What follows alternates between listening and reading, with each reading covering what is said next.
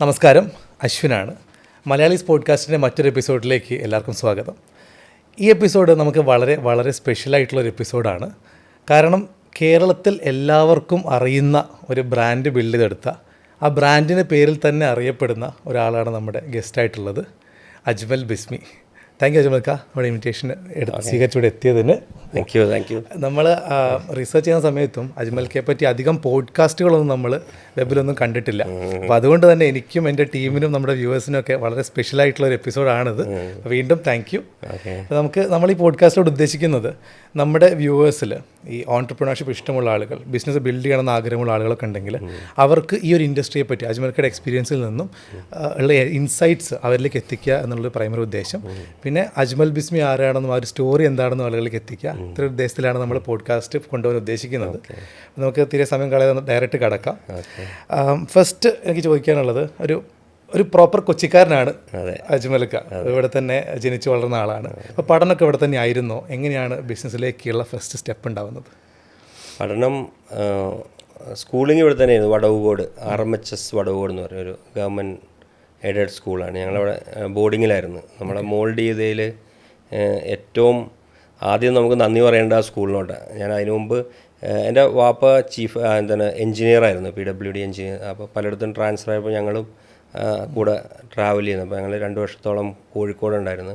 എൻ്റെ ചെറുപ്രായത്തിൽ ഷൊർണൂരുണ്ടായിരുന്നു 1 തൊട്ട് 4 വരെ. അത് കഴിഞ്ഞ് കുറച്ച് കാലം NSS സ്കൂളിൽ തൃപ്പൂണിത്തുറയിൽ പഠിച്ചു. എന്നാൽ പിന്നെ പഠിത്തത്തിൻ്റെ കഴിവ് കാരണം അവസാനം നമ്മളെ പിടിച്ചു കെട്ടി അന്ന് ഏറ്റവും സ്ട്രിക്റ്റായിട്ടുള്ളൊരു ബോർഡിംഗ് ആയിരുന്നു സ്കൂള്. ഗവൺമെൻറ് സ്കൂളിൽ ഒരു ബോർഡിംഗ് ആയിരുന്നു ഈ RMHS വടവുകോട് എന്ന് പറയും. വളരെ പഴയ ആസിഫ് അലിയൊക്കെ അവിടെയാണ് പഠിച്ചത്. അപ്പം അവിടെ 8th 9 10th 7 7 8 9 10. അപ്പോൾ ആ കാലഘട്ടമാണ് നമ്മളെ ശരിക്കും പറഞ്ഞാൽ ഒരു മാറ്റിമറിച്ചു എന്ന് വേണമെങ്കിൽ പറയാം. നമ്മളൊന്ന് മോൾഡ് ചെയ്തെടുത്തതെന്ന് വേണമെങ്കിൽ പറയാം. അവിടുത്തെ ഒരു സ്ട്രിക്ട്നെസ്സും നമുക്ക് പഠിക്കണം. അപ്പോൾ അങ്ങനെ കൊണ്ടുവന്ന് ഇട്ടത് കൊണ്ട് തന്നെ നമ്മൾ പഠിത്തത്തിലൊക്കെ ഒന്ന് കെയർ ചെയ്യാൻ തുടങ്ങി. മോശമില്ലാത്ത മാർക്ക് കൊണ്ട് നമുക്ക് പാസ്സായി പുറത്തു വരാനും പറ്റി. വീണ്ടും അത് കഴിഞ്ഞ് കോളേജ് സെൻറ്റ് പോൾസിലായിരുന്നു. അപ്പോൾ വീണ്ടും സ്വാതന്ത്ര്യം കിട്ടുകയാണല്ലോ. അത് ശരിക്കും കൊണ്ട് മുതലാക്കി. അപ്പോൾ കഷ്ടി പാസ്സായി അവിടെ നിന്ന്. പ്രീ ഡിഗ്രി കഷ്ടി. അന്ന് എനിക്ക് തോന്നുന്നൊരു 230 എന്തോ വേണം നമുക്ക് എൻജിനീയറിങ്ങിനൊക്കെ അപ്ലൈ ചെയ്യണമെങ്കിൽ. കറക്റ്റ് അതിന് 1 മാർക്ക് കൂടുതലാണ് ഉണ്ടായിരുന്നത്. അപ്പോൾ അങ്ങനെ നിന്നപ്പോൾ ആ സമയത്ത് ഇവിടെ നമ്മുടെ ഈ സ്വാശ്രയ കോളേജോ അങ്ങനത്തെ കോളേജുകളൊന്നും ഇല്ല. എഞ്ചിനീയറിംഗ് കോളേജ് അവിടെ എന്തായാലും എൻട്രൻസ് ഒന്നും എഴുതിയിട്ട് കിട്ടാൻ പോകുന്നില്ല. വെറുതെ നമ്മൾ അതിനുവേണ്ടി പഠിച്ചിട്ടുമില്ല ഇതല്ല. അപ്പോൾ പിന്നെ നേരെ മംഗലാപുരത്തേക്ക്, അടുത്ത അധ്യായം പ്രൊഡക്ഷൻ എഞ്ചിനീയറിങ്ങിന് മംഗലാപുരത്ത് നിന്ന് ഒരു 60 കിലോമീറ്റർ അപ്പുറത്ത് കാർക്കല എന്ന് പറഞ്ഞ സ്ഥലമുണ്ട്. ഓൺ ദ വേ ഈ മണിപ്പാലോട് പോകണ വഴിക്ക് തിരിഞ്ഞു പോകണം. പടുബദ്രി എന്നാണ്. സ്ഥലമൊക്കെ മറന്നുപോയി. ഞാൻ കോളേജ് മറക്കില്ല. നിറ്റെ എന്ന് പറഞ്ഞ സ്ഥലത്താണ്. NMAMAT നിറ്റെ എന്ന് പറഞ്ഞാൽ കാർക്കലയിൽ നിന്ന് ഒരു 10 കിലോമീറ്റർ ഉണ്ട്. അതാണ് ശരിക്കും ഒരു വഴിത്തിരിവ് എന്നുള്ളതെന്ന് പറയാം. അവിടെ നിന്ന് 4 വർഷം കൊണ്ട് പാസ്സാവേണ്ട കോഴ്സ് എന്ന് പറഞ്ഞാൽ 8 സെമിസ്റ്റർ ആണല്ലോ. 5 വർഷം കൊണ്ട് പാസ്സായി. അവിടെ 1 വർഷം എക്സ്ട്രാ എടുത്തു. എക്സ്ട്രാ നോളജ് കിട്ടി. അതെ, അവിടെ ഈ ഇവിടുത്തെ സിസ്റ്റത്തിനേക്കാൾ നമുക്കിങ്ങനെ ക്യാരി ഫോർ ചെയ്യാൻ പാടില്ല. തേർഡ് സെമസ്റ്റർ കഴിയുമ്പോൾ ഫസ്റ്റ് സെമസ്റ്റർ എല്ലാം ക്ലിയർ ചെയ്യണം. അത് ഒരു 1-2 പേപ്പർ എന്തോ ക്ലിയർ ആയില്ല. അപ്പോൾ വീണ്ടും 1 വർഷം പോയി. പക്ഷേ പിന്നെ അതിൽ നിന്ന് നന്നായിട്ട് പഠിച്ച് നല്ല മാർക്കോട് തന്നെ പാസ്സായി. പ്രൊഡക്ഷൻ എഞ്ചിനീയറിംഗ് എനിക്ക് തോന്നുന്നു almost same like mechanical management സ്റ്റഡീസാണ് കൂടുതൽ. ഇൻഡസ്ട്രിയൽ ആൻഡ് പ്രൊഡക്ഷൻ എഞ്ചിനീയറിംഗ് കുറച്ച് ഈസിയാണ് കമ്പയർ ടു അതർ ബ്രാഞ്ചസ് വെച്ച് നോക്കുമ്പോൾ കുറച്ചുകൂടെ. അപ്പോൾ ഏറ്റവും ഈസി ആയിട്ടുള്ളത് നോക്കിയെടുത്താണ്. അപ്പം എന്ന് പറഞ്ഞാൽ ഇതെല്ലാം എന്താണെന്ന് വെച്ചാൽ ഇതെല്ലാം പഠിക്കണം. ഒരു പറയുമ്പോൾ ഒരു എൻജിനീയറാണ് അല്ലെങ്കിൽ അങ്ങനെ ഒരു നെയിം വേണം. കാരണം പക്ഷെ അപ്പോഴൊക്കെ മനസ്സിൽ ചെറുപ്രായം മുതൽ തന്നെ ബിസിനസ്സാണ്. പണ്ട് ഫാമിലിയിൽ എല്ലാവരും ഈ ഗവൺമെന്റ് സർവീസ് ആണെന്ന് പറഞ്ഞു. അപ്പോൾ അങ്ങനത്തെ ഒരു ഫാമിലി എന്ന് പറയുമ്പോൾ എങ്ങനെയാണ് ഫാമിലി എന്ന് പറഞ്ഞാൽ വാപ്പാടെ സൈഡിലാണ് എല്ലാവരും ഗവൺമെൻറ് ജോബ്. ഉമ്മയുടെ സൈഡ് പക്കാ ബിസിനസ്സുകാർ. ഉമ്മയുടെ വീട് ഈരാറ്റുപേട്ടയാണ്. Erattupetta is known for business actually എന്ന് പറഞ്ഞാൽ മലയോര കർഷകരും അവിടെ. അപ്പോൾ നമ്മുടെ റോൾ മോഡൽ എന്ന് പറഞ്ഞാൽ ഗ്രാൻഡ് ഫാദറാണ്. ഗ്രാൻഡ് ഫാദർ എന്താ പറയുക ഫോറസ്റ്റ് കോൺട്രാക്ടറായിരുന്നു. ഫോറസ്റ്റ് കോൺട്രാക്ടറായിട്ട് ഒരുവിധം നല്ല അന്ന് അവിടുത്തെ ഏറ്റവും ഒരു അറിയപ്പെടുന്ന ഒരു വ്യക്തിയായിട്ട് നിന്നിരുന്നതാണ്. അപ്പം നമ്മുടെയൊക്കെ ഒരു ചെറുപ്രായത്തിൽ നമ്മൾ റോൾ മോഡൽ പോലെ കാണുന്നതും നമുക്ക് അതൊക്കെയാണ് നമ്മളെ ബിസിനസ്സിലോട്ട് വരണം. അവരുടെ ഒരു എല്ലാത്തിലോട്ടും എടുത്തിയാടിക്കൊണ്ട് ചെയ്യുന്ന ഒരു ഇതൊക്കെ ഉണ്ടല്ലോ അന്നത്തെ കാലഘട്ടം അങ്ങനെയാണല്ലോ. ഞാൻ പറയാം അതെ റിസ്ക് എടുക്കുന്നത് 80s ഞാൻ പറയാം എനിക്ക്. അപ്പോൾ പലയിടത്തും ഇതുണ്ടായിരുന്നു. ഇപ്പോൾ നിലമ്പൂർ അങ്ങനെയുള്ള പലയിടത്തും ഒക്കെ കൂപ്പും ഇതൊക്കെ ഉണ്ടായിരുന്നു. ലേലത്തിലെടുക്കലും പിന്നെ എന്താ പറയുക ഇതിലോട്ടും റബ്ബർ ഇതിലോട്ടും എസ്റ്റേറ്റിലോട്ടും ആ ലെവലിലാണ് നിന്ന്. അപ്പം ആ സൈഡിൽ നിന്നാണ് ബിസിനസ്സിനോടുള്ള ഒരു താല്പര്യം ഉണ്ടായിരുന്നു. അന്ന് അതുമാത്രമല്ല നമ്മൾ ഈരാറ്റുപേട്ടയൊക്കെ പോകുമ്പോൾ നമ്മൾ മനസ്സിലാക്കണം അന്നത്തെ ഈരാറ്റുപേട്ട പാല കാഞ്ഞിരപ്പള്ളിയിലൊക്കെ എല്ലാ കുട്ടികളൊക്കെ. അപ്പോൾ നമ്മൾ ഇവിടുന്ന് അവധിക്കാലത്തൊക്കെ പോകുമ്പോൾ പോലും ഇപ്പോൾ 6 or 7 പോകുമ്പോൾ പോലും അവിടുത്തെ പിള്ളേരൊക്കെ അപ്പോഴേ ബിസിനസ്സായി ആ പ്രായത്തിൽ തന്നെ കൊട്ടുപാല് കച്ചവടവും. ഇനി ഞങ്ങൾ വരുമ്പോൾ ഞങ്ങളുടെ വലിയൊരു കൂട്ടുകുടുംബം വരുന്നു, ഞങ്ങളുടെ കസിൻസ് എല്ലാം ഉണ്ട്. അപ്പം നമ്മളെ കേറ്റർ ചെയ്യാൻ വേണ്ടി തന്നെ അവിടെ ഒരു പെട്ടിക്കടയൊക്കെ ആയിട്ട് അവധിക്കാലത്ത് അവിടെ അങ്ങനെ കടകളുണ്ടാവും. അപ്പോൾ ഇതൊക്കെയുള്ള നമ്മുടെ മനസ്സിലോട്ട് കയറുന്നത്. അപ്പോൾ അന്ന് ഇതൊക്കെ കാണുമ്പോൾ തന്നെ അതെ ആവണം, ബിസിനസ്സിലോട്ട് ഇറങ്ങണം, ബിസിനസ്സുകാരനാവണം എന്നുള്ളൊരു. അപ്പോൾ ഈ ഒരു ചിന്തയായിട്ടാണ് എഞ്ചിനീയറിംഗ് ഗ്രാജുവേറ്റ് ചെയ്യുന്നത്. തീർച്ചയായും ഫസ്റ്റ് ബിസിനസ്സിലേക്ക് എങ്ങനെയാണ്? അത് കഴിഞ്ഞ ഉടനെ എഞ്ചിനീയറിംഗ് കഴിഞ്ഞു, ജോബിനൊന്നും അധികം പോയില്ല. ഞാനങ്ങനെ അത് കഴിഞ്ഞിട്ട് ബിസിനസ്സിലോട്ട് എന്തെങ്കിലും ചെയ്യണം എന്നുള്ളത്. എൻ്റെ കല്യാണവും കഴിഞ്ഞു, എൻ്റെ മാരേജ് കഴിഞ്ഞ ഉടനെ തന്നെ. അപ്പോൾ എൻ്റെ ഫാദറിൽ ഓൾറെഡി ബിസിനസ് ചെയ്യുന്ന അതാണ്, ഗ്യാസ് ഏജൻസി ആയിരുന്നു ഇവിടെ, ബിസ്മി ഗ്യാസ് ഏജൻസി. അപ്പം ഞാൻ അദ്ദേഹത്തോട് കൂടി ഞങ്ങൾ രണ്ടുപേരും കൂടെയാണ് ആദ്യം ഈ ഗ്യാസിൻ്റെ പൈപ്പിംഗ് വർക്ക്. അന്ന് ഈ ഗ്യാസ് ഏജൻസിക്ക് വലിയ ഡിമാൻഡുള്ള സമയമാണ്. അപ്പോൾ അവർ പറയുന്നിടത്താണ് ഈ കിച്ചൺ എക്യുപ്മെൻറ്റ്സ് ഒക്കെ സപ്ലൈ അല്ലെങ്കിൽ ഗ്യാസ് പൈപ്പിംഗ് വർക്കിനൊക്കെ ഓർഡർ കിട്ടാൻ ഈസി ആയിരുന്നു. അപ്പോൾ അത് ശരിക്കും ഇപ്പോൾ ഞങ്ങൾ ഈ ഹോട്ടൽസിൽ അതുപോലെ ഈ സെമിനാരി അങ്ങനെയുള്ളിടത്തൊക്കെ ഗ്യാസിൻ്റെ പൈപ്പിംഗ് വർക്ക് ചെയ്യുമായിരുന്നു. ഓക്കെ, ഇതാണ് ഫസ്റ്റ് നമ്മൾ തുടങ്ങിയത്. നല്ല പ്രോഫിറ്റബിൾ ബിസിനസ്സാണ്. കാരണം ചെറിയ വലിയ വാല്യൂ ഉള്ളതല്ലെങ്കിലും അന്നത്തെ വെച്ച് നോക്കുമ്പോൾ ഇറ്റ്സ് എ ഗുഡ് ബിസിനസ്. അത് ഫ്ലാറ്റുകളിലൊക്കെ ചെയ്യായിരുന്നു. പറഞ്ഞുതരാം, അതിലോട്ടാണ് വരുന്നത്. അപ്പോൾ ആ ഫ്ലാറ്റ് സംസ്കാരം വരുന്നേ ഉള്ളൂ. അപ്പം അന്ന് ഞാനപ്പം ഇതിലോട്ട് ഇറങ്ങി. അപ്പോൾ യുണൈറ്റഡ് വർക്ക്സ് എന്ന് പറഞ്ഞൊരു കമ്പനിയാണ് ഈ ബർണറൊക്കെ സപ്ലൈ ചെയ്യുന്നത്. ഓക്കെ, അതിൻ്റെ ഡീലർഷിപ്പ് ഞാൻ എടുത്ത് കേരളത്തിൽ. ഓക്കെ, കേരളത്തിലെടുത്ത്. അപ്പോൾ അതൊരു ജൂയിഷ് കമ്പനിയാണത്, ഒരു ജൂതൻ്റെയാണ്. ബോംബെയിൽ പുള്ളിയും വൈഫും കൂടെയാണ് അത് മാനുഫാക്ചർ ചെയ്തത്. കാരണം അന്നത്തെ ഏറ്റവും ക്വാളിറ്റി. അന്ന് ഇവിടെ ആരും ഡീലേഴ്സ് ഇല്ലായിരുന്നു, പലരും ഇങ്ങനെ പല രീതിയിലും നമ്പർ 2 ഒക്കെ ആയിട്ടൊക്കെ കൊണ്ടുവന്നിരുന്നതാണ്. ഞങ്ങളത് ഓതറൈസ് ചെയ്ത് ഡീലർഷിപ്പ് എടുത്ത്. അപ്പോൾ അദ്ദേഹം എനിക്കൊരു 2 ആഴ്ചത്തെ ഒരു ട്രെയിനിങ് ഒക്കെ തന്നു. പുള്ളിക്ക് എന്നെ ഭയങ്കര ഇഷ്ടമായി. അപ്പം ഞാൻ അവിടെ നിന്ന് ഒരു 2 weeks ബാന്ദ്രയിലായിരുന്നു. അവിടെ നിന്ന് പോയി ട്രെയിനിങ് ഒക്കെ എടുത്ത് ഈ ഗ്യാസ് പൈപ്പിംഗ് വർക്ക് എന്ന് പറഞ്ഞാൽ മറ്റേ നോർമൽ വർക്കുകളാണ് ചെയ്തിരുന്നത്, ചെറിയ രീതിയിലുള്ള. ഇത് റെട്ടിക്കുലേറ്റഡ് സിസ്റ്റം ഫ്ലാറ്റിലൊക്കെ എന്നാൽ ഓൾറെഡി ബോംബെയിലൊക്കെ ഓൾറെഡി തുടങ്ങിയായിരുന്നു. അദ്ദേഹം കൊണ്ടുപോയി കാണിച്ചൊരു വർക്ക് കാണിച്ച് 2 weeks നിന്ന് ഞാൻ അതിൻ്റെ ഒരു ട്രെയിനിങ് ഒക്കെ എടുത്ത്. അങ്ങനെ കേരളത്തിൽ ആദ്യത്തെ റെട്ടിക്കുലേറ്റഡ് സിസ്റ്റം ഫ്ലാറ്റിൽ ചെയ്യുന്നത് ഞാനാണ്. ഹീരയുടെ കൗഡിയാർ ഉണ്ടായിരുന്നൊരു പ്രോപ്പർട്ടിയിലാണ് ഫസ്റ്റ് പൈപ്പിംഗ് സിസ്റ്റം ചെയ്യുന്നത്. സിലിണ്ടർ സപ്ലൈ ചെയ്ത് HPC ആണ് ഇത് ചെയ്ത്. അങ്ങനെ തൊട്ട് പുറകെ എനിക്ക് കിട്ടിയ ഏറ്റവും വലിയ വർക്ക് എന്ന് പറഞ്ഞാൽ ശബരിമലയിലെ വർക്കാണ്. ശബരിമലയിൽ ഫസ്റ്റ്. അപ്പോൾ ശബരിമല അതുവരെയൊക്കെ എന്ന് പറഞ്ഞാൽ ഇങ്ങനെ നമ്മുടെ ഭക്ഷണത്തിന് എല്ലാ ഈ ദോശക്കല്ല് അങ്ങനെയുള്ള വലിയ ഇതാണല്ലോ, കുറേ മാസ് പ്രൊഡക്ഷനാണല്ലോ, പല ഇങ്ങനെ ചെറിയ ചെറിയ ഇങ്ങനെ എടുത്തിട്ട് ചെയ്യുന്നത്. അപ്പോൾ എല്ലാവരും വിറകാണ് യൂസ് ചെയ്തത്.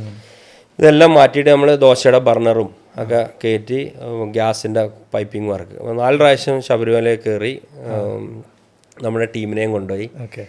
എനിക്ക് തോന്നുന്നൊരു 97, 98 1-2 വർഷം, ഒരു വർഷമൊക്കെ കൊണ്ട് മാറാം, എന്നാലും എൻ്റെ ഒരു ഓർമ്മ ശരിയാണെങ്കിൽ 97, 98 4 പ്രാവശ്യം ശബരിമല കയറി. ഭയങ്കര ഒരു റിസ്ക്, ഭയങ്കര ഒരു അഭിമാനമുള്ളൊരു വർക്ക്, ഒരു കാര്യം അതിനു വേണ്ടിയാണ്. കാരണം അത്രയും മുകളിൽ ഇതെല്ലാം പിടിച്ച് കയറ്റി വർക്ക് കംപ്ലീറ്റ് എല്ലാ ഹോട്ടൽസിലും ഈ ചെറിയ ഇതുണ്ടായിരുന്നു. റീജിയനിലുള്ള അതിൻ്റെ മുകളിൽ അമ്പലത്തിൻ്റെ അടുത്തുണ്ടാകുന്ന ഇങ്ങനെ കുറേ പേരായിരിക്കുമല്ലേ എനിക്ക് തോന്നുന്നു ഓപ്ഷൻ എടുക്കണമെന്ന് തോന്നുന്നു. ആ എടുക്കുന്ന എല്ലാവരും ഇത് കൺവേർട്ട് ചെയ്ത്. അതൊന്നുമില്ല. അപ്പോൾ എന്ന് പറഞ്ഞാൽ അന്ന് എന്താണെന്ന് വെച്ചാൽ പ്രൈവറ്റ് കമ്പനി സ്പിക്ക് എന്ന് പറഞ്ഞൊരു കമ്പനിയുടെ അവരാണ് ആ ഓർഡർ എടുത്തത്. ഏത് മീൻസ് ഗ്യാസ് സപ്ലൈ ചെയ്യാന്നുള്ളത്. അപ്പോൾ വർക്ക് ഇത്രയും വലിയ രീതിയിൽ ചെയ്യുന്ന പ്രൊഫഷൻ ആരുമില്ല. അങ്ങനെയാണ് എൻ്റെ അടുത്ത് ഇത് അപ്രോച്ച് ചെയ്യുന്നത്. ഞാനത് റിസ്ക് ഏറ്റെടുത്ത് ഞങ്ങൾ പോയി അത് കംപ്ലീറ്റ് ചെയ്ത് നല്ലൊരു ജോബായിരുന്നു അത്. അപ്പോൾ അന്നേ എനിക്ക് തോന്നുന്നു ആ ഒരു ആരും ഇല്ലാത്തൊരു മേഖലയിൽ അന്നേ തന്നെ അറിയപ്പെടുന്ന ആളായിട്ട് മാറാൻ പറ്റിയിട്ടുണ്ട് ആ ബിസിനസ് തന്നെ. അതെ അതെ അതെ അതെ. നമ്മൾ ചെയ്യുന്ന വർക്കിലെപ്പോൾ നമ്മൾ ഭയങ്കര 100% അങ്ങനെ കോൺസെൻട്രേറ്റ് ചെയ്ത് അതിനെ ഒരു പുതിയ തലത്തിലോട്ട് എത്തിക്കാൻ എപ്പോഴും നോക്കും. അല്ലേ നോർമലി ചെയ്യുന്ന പോലെ ചെയ്തു പോകുന്നതുകൊണ്ടൊരു രസമില്ലല്ലോ. നമ്മളൊക്കെ വരുമ്പോൾ പുതിയ വളരെ യങ്ങാണ്, എന്തിലോട്ടും എടുത്ത് ചാടുന്ന അല്ലെങ്കിൽ നമ്മൾ ആ റിസ്ക് എടുത്ത് ചെയ്യാനുള്ളൊരു ഇത് കാണിച്ചിരുന്നു. അപ്പോൾ സ്റ്റാൻഡ് ഔട്ട് ചെയ്യാൻ തന്നെ. അപ്പോൾ അത് പക്ഷേ ഈ ആ വർക്കുകളാണെങ്കിലും അതൊരു സൈഡിൽ കൂടെ നിൽക്കുമ്പോഴും നമ്മുടെ ആഗ്രഹങ്ങൾ എന്ന് പറഞ്ഞാൽ ഇങ്ങനെ അറിയപ്പെടണം. അതൊരു ഓക്കെ ലാഭകരമായ ഒരു ബിസിനസ്, ഒരിക്കലും മോശമല്ല, നല്ല ലാഭം. പെർസെൻറ്റേജ് വൈസ് നോക്കിയാൽ മച്ച് ബെറ്റർ. ഏതിപ്പോൾ ചെയ്യുന്ന റീറ്റെയിൽ ബിസിനസ്സൊക്കെ വെച്ച് നോക്കുമ്പോൾ അത് എവിടെയോ നിൽക്കുന്ന ഇതാണ്. പക്ഷേ അതിനൊരു ലിമിറ്റ് ഉണ്ട്. നമ്മളൊരു ഒരു സ്റ്റാൻഡ് ഔട്ട് ചെയ്ത് അറിയപ്പെടുന്ന ഒരു ബ്രാൻഡ് ആവുന്നില്ല അതിലൊന്നും. അതൊരു B2B. അതെ, ഒരു B2B ബിസിനസ് പോലെ. നാളെ വേണമെങ്കിൽ കോമ്പറ്റീഷൻ വേറെ ആൾ വന്ന ഇതാവും. അപ്പോൾ അന്നത്തെ കാലഘട്ടത്തിലെന്ന് പറഞ്ഞാൽ ഇപ്പം ഇന്നത്തെ പോലെ യൂട്യൂബോ ഇതൊന്നും ഇല്ലല്ലോ. എല്ലാം നമ്മൾ ഒരു എൻക്വയറി വരുന്ന പോലും മനോരമ അല്ലെങ്കിൽ മാതൃഭൂമി പത്രം. അപ്പോൾ എല്ലാ മാതൃഭൂമി മനോരമ പത്രത്തിലൊക്കെ വരുന്ന ഈ വാണ്ടഡ് ഡിസ്ട്രിബ്യൂട്ടേഴ്സ്, വാണ്ടഡ് ചെയ്യാൻ എല്ലാത്തിനും അപ്ലൈ ചെയ്യും.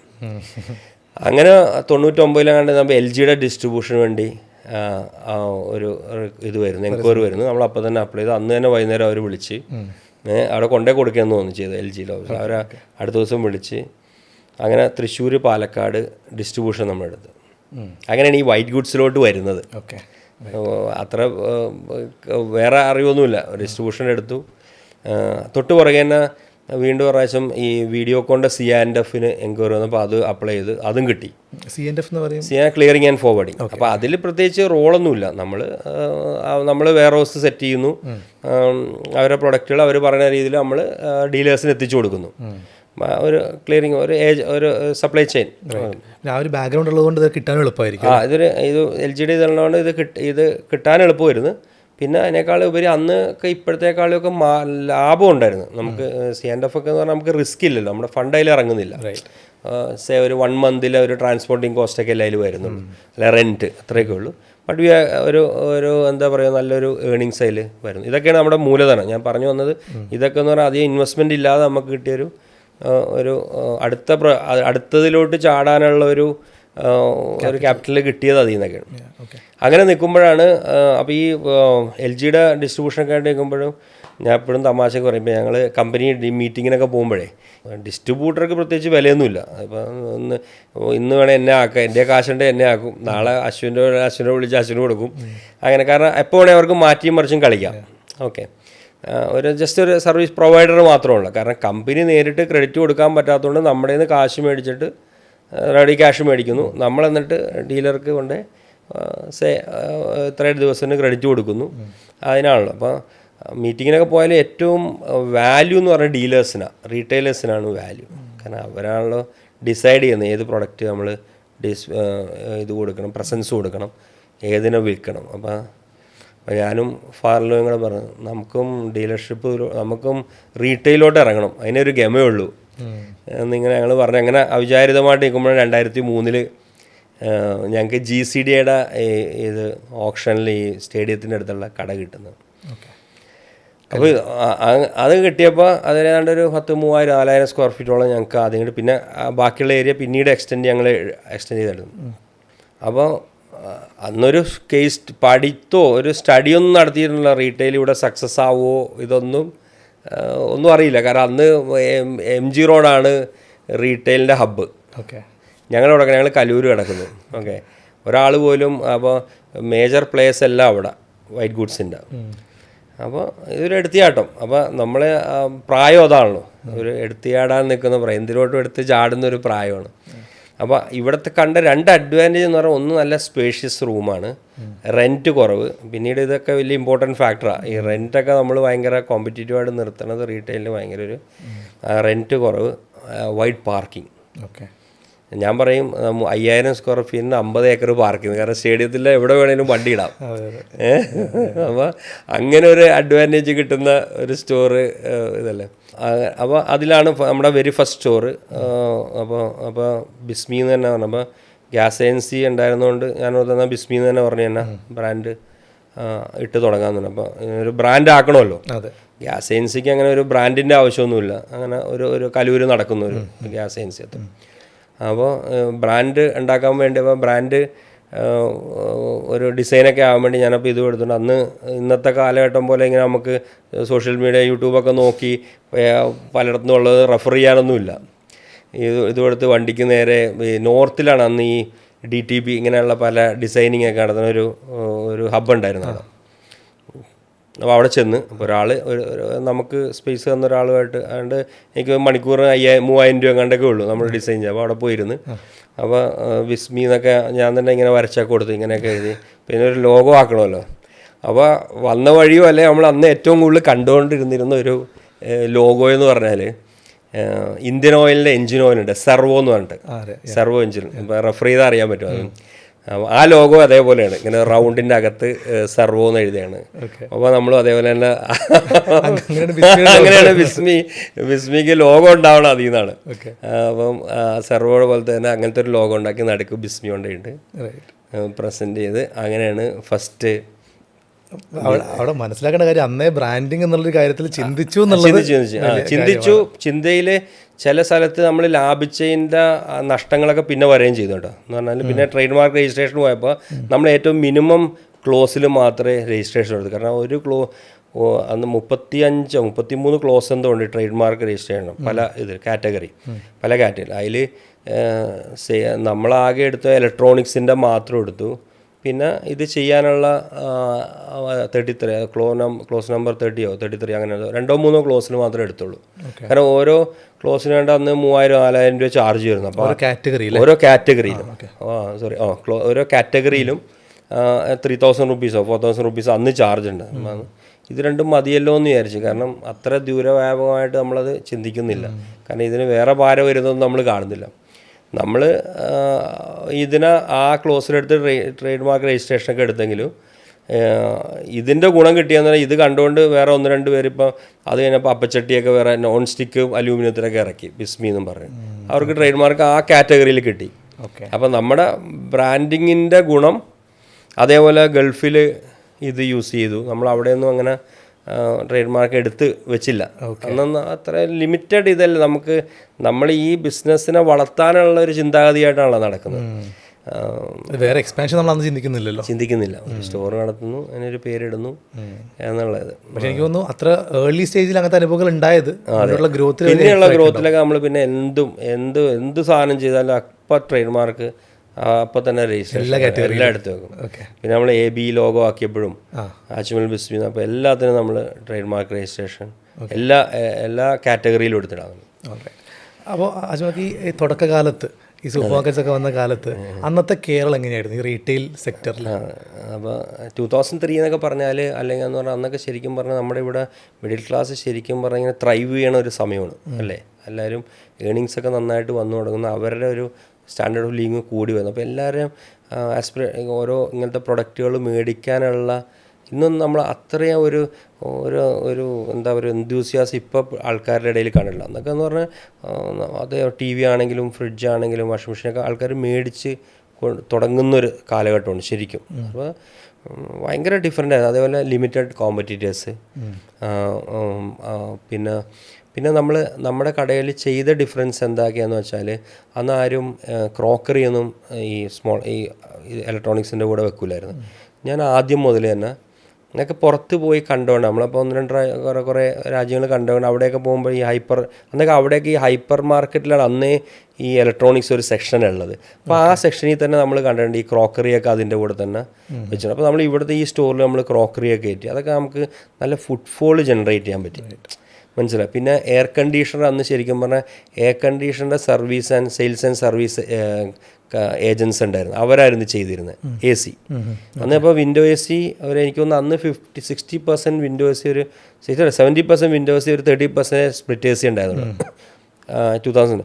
അന്നേ ഞങ്ങൾ ഈ AC ഒക്കെ സ്റ്റോറിൽ പ്ലേസ് ചെയ്തിരുന്നത്. മറ്റേ TV, fridge, washing machine, mixie, stove ഒക്കെ ഉണ്ടായിരുന്നുള്ളൂ. AC നമ്മളതിൽ കയറ്റി. അങ്ങനെ ഇപ്പോൾ എന്ന് പറഞ്ഞാൽ AC ഒരു ഇലക്ട്രോണിക് സ്റ്റോറിൻ്റെ ഒരു ബാക്ക് ബോണാണ് എയർ കണ്ടീഷണർ. കാരണം ബാക്കിയുള്ളതൊക്കെ ഓൾമോസ്റ്റ് ഒരു സാച്ചുറേറ്റഡ് ലെവലോ അല്ലെങ്കിൽ റീപ്ലേസ്മെൻ്റ് ആണ് നടന്നുകൊണ്ടിരിക്കുന്നത്. ഇതാണ് ഇപ്പോൾ ശരിക്കും പറഞ്ഞാൽ ഒരു വീടുകളിലോട്ടാണേലും 3-4 വേണം. അതെ അതെ. അപ്പോൾ അന്നും ഈ AC മാർക്കറ്റൊക്കെ വൈഡ് സ്ലോലി, ഭയങ്കര സ്ലോ. നമ്മളൊക്കെ വെച്ചിട്ടുണ്ടെങ്കിലും സെയിൽ അപ്പോഴും സെയിൽസ് ആൻഡ് സർവീസ് ഏജൻസിൻ്റെ അടുത്തായിരുന്നു കൂടുതലുണ്ടായിരുന്നത്. പക്ഷേ അന്നത്തെ മാർക്കറ്റ് എന്ന് പറഞ്ഞാൽ അന്ന് കുറച്ച് എന്താ പറയുക, നല്ലൊരു അപ്പർ മിഡിൽ ക്ലാസ്സിനൊക്കെയാണ് ഇത് AC ഒരു ഗമയിൽ മേടിച്ച് വെക്കുന്ന ഒരു ടൈമായിരുന്നു. അല്ലെ തന്നെ ഇനി വീടുകളിലോട്ടാണെങ്കിൽ തന്നെ ഒരെണ്ണത്തിൽ കൂടുതലൊന്നും മേടിക്കാറില്ലായിരുന്നു. ഒരെണ്ണം മെയിൻ റൂമോ അല്ലെങ്കിൽ ഫാർമറിൻ്റെ റൂമിലോ അങ്ങനെയൊക്കെ ഉണ്ടായിരുന്നുള്ളൂ. അത് തന്നെ ഭയങ്കര, അതും ആ സീസൺ ടൈമിലായിരിക്കും ഏറ്റവും കൂടുതൽ പോകുന്നത്. അല്ലാതെ ഇപ്പോൾ എന്ന് പറഞ്ഞാൽ അതൊരു കോമൺ പ്രൊഡക്റ്റായി. എല്ലാ ഇപ്പോൾ ഒരു റെസ്പെക്റ്റീവ് ഓഫ് ക്ലൈമറ്റ്, ഇത് എല്ലാ ഇപ്പോൾ ജൂണിലും ജൂലൈയിലും ഒക്കെ മൺസൂൺ ടൈമിൽ പോലും AC നന്നായിട്ട് മൂവ് ചെയ്യാൻ തുടങ്ങി. അപ്പോൾ അതൊരു ഭയങ്കര ഗ്രോത്ത് വന്നൊരു പ്രൊഡക്റ്റാണ്.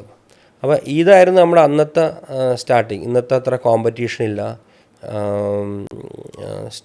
സ്റ്റോറിലോട്ട് ഇപ്പോൾ കസ്റ്റമേഴ്സ് നന്നായിട്ട് തന്നെ ബൈ ചെയ്യാൻ വന്ന് തുടങ്ങുന്ന ആ ഗ്രോത്ത് ശരിക്കും മാർക്കറ്റിൽ ഉണ്ടായിരുന്ന ടൈമായിരുന്നു. ഓക്കെ. അപ്പോൾ എനിക്ക് അക്കാലത്ത് തന്നെ ഇപ്പോൾ ഇന്നിപ്പം ബിസ്മി എന്നുള്ളത് വലിയൊരു പേരാണ്. അതെ. പക്ഷെ അന്ന് കേരളത്തിൽ ഒരു പക്ഷേ ബിസ്മി തുടങ്ങിയ പോലെ തന്നെ തുടങ്ങിയ ഒരുപാട് ചെറിയ ചെറിയ സൂപ്പർ മാർക്കറ്റ്സ് ഉണ്ടാവും. പക്ഷെ അവിടെ നിന്ന് ബിസ്മി മാത്രമാണ് ഇന്ന് ഈ ലെവലിൽ എത്തി നിൽക്കുന്നത്. റൈറ്റ്. അപ്പോൾ അതിന് ഇപ്പോൾ അജ്മലൊക്കെ പറഞ്ഞ കാര്യങ്ങളല്ലാതെ അതിനെന്തെങ്കിലും റീസൺസ്, വേറെ എന്തെങ്കിലും റീസൺസ് ഉണ്ടോ? റീസൺ ഇതിൽ ഒരു ഇമ്പോർട്ടൻ്റ് റോളെന്ന് പറഞ്ഞാൽ മാർക്കറ്റിംഗ് ഭയങ്കരമായിട്ട് നമ്മൾ ഭയങ്കര പെട്ടെന്ന് തന്നെ സ്റ്റാൻഡ് ഔട്ട് ചെയ്യാൻ പറ്റി. അത് ഒരു റീസൺ എന്താണെന്ന് വെച്ചാൽ 2003 നമ്മൾ സ്റ്റാർട്ട് ചെയ്ത് കഴിഞ്ഞ പാടേന നമ്മുടെ വലിയ സ്റ്റോറാണ്. ഒരു പുറത്തൊക്കെ ഉള്ള പോലെ തന്നെ അത്രയും വലിപ്പമൊന്നും ഇല്ലെങ്കിൽ പോലും അന്ന് ഇവിടെ ഉണ്ടായിരുന്ന വൈറ്റ് ഗുഡ് സ്റ്റോഴ്സുകളെ വെച്ച് നോക്കുമ്പോൾ കമ്പാരിറ്റീവ് ബിഗർ സൈസ് ആയിരുന്നു. ഞങ്ങൾക്ക് അത്രയും ബിഗർ സൈസിൽ അന്ന് നിർത്താൻ പറ്റിയെന്ന് വെച്ചാൽ rent was very less. Okay.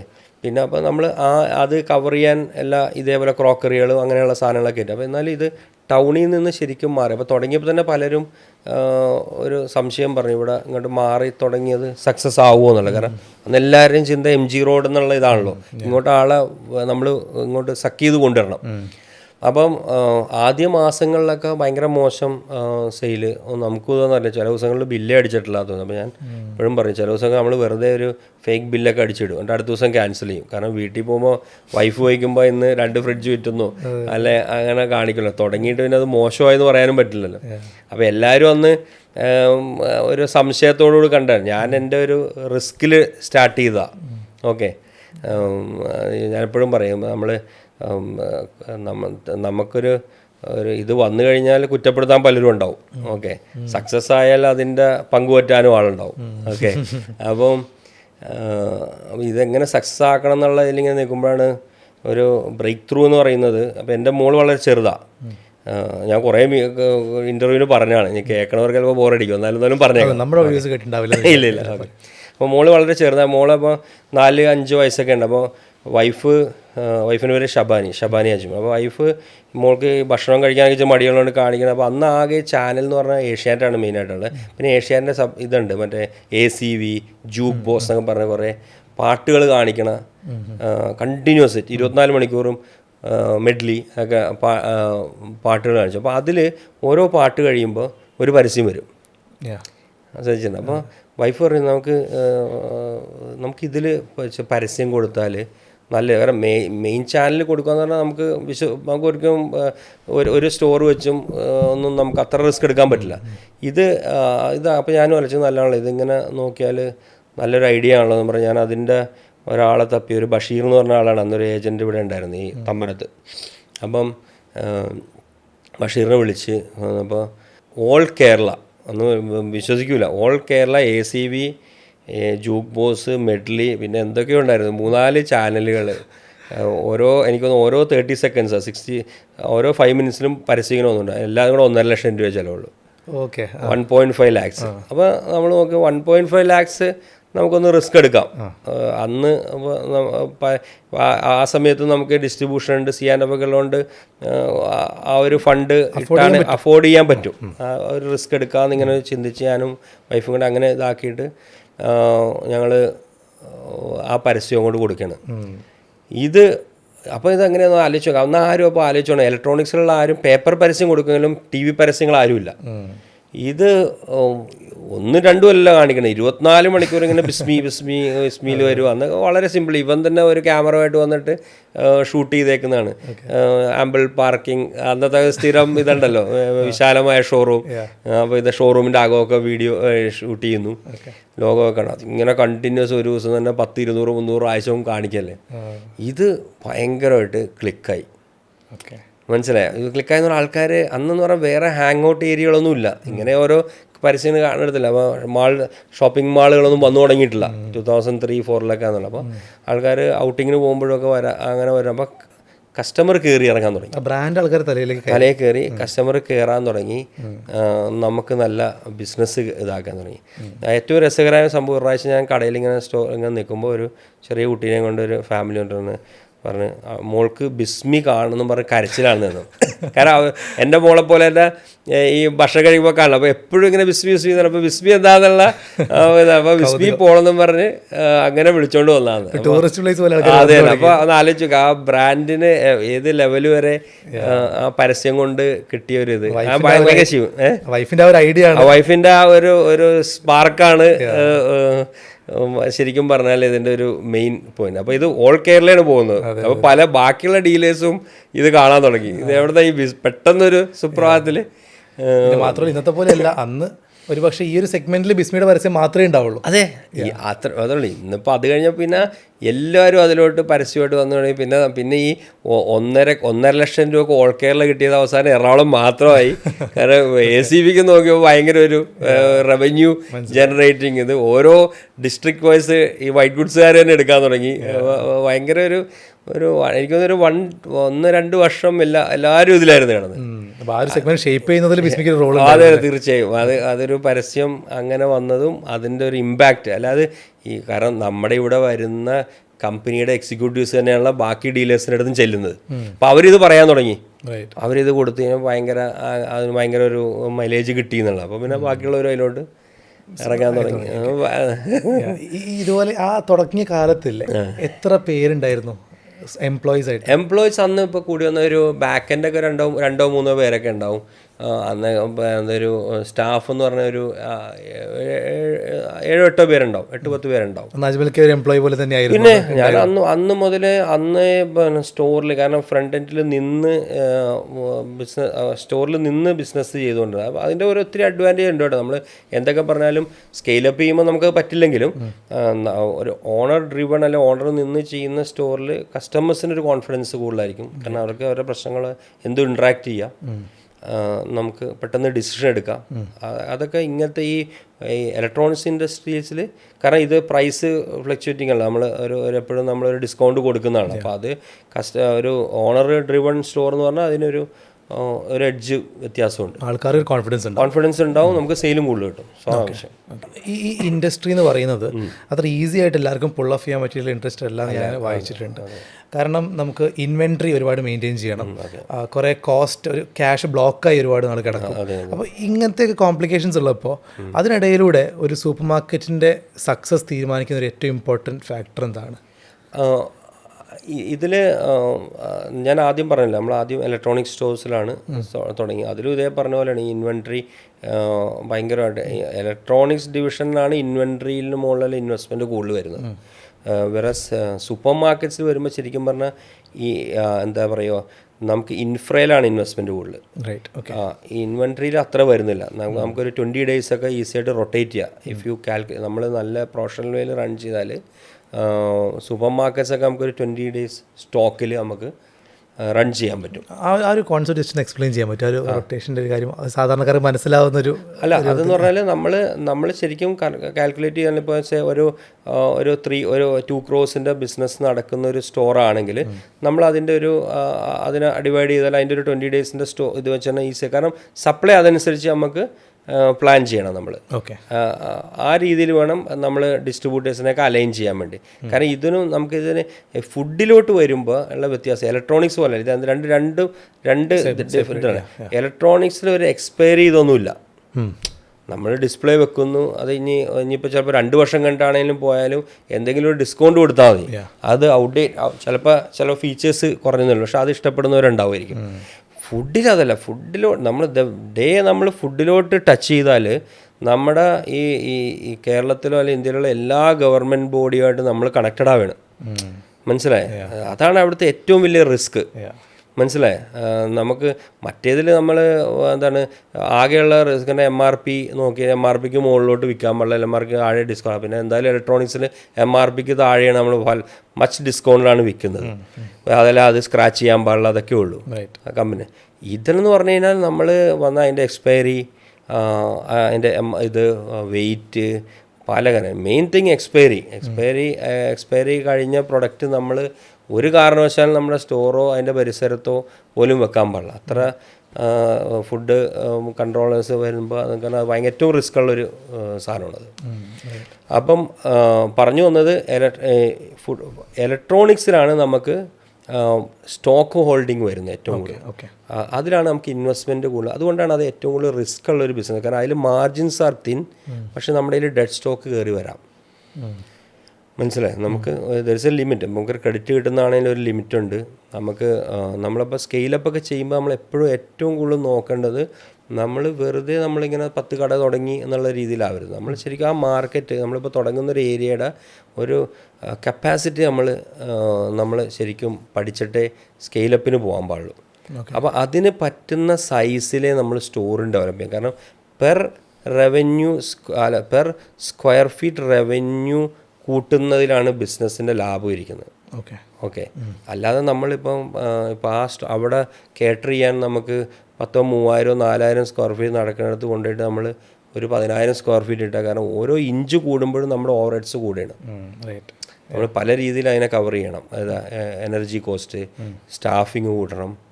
അപ്പോൾ ഇതൊക്കെ നമുക്ക് പിന്നീട് ഒരു ബർഡനായിട്ട് മാറും.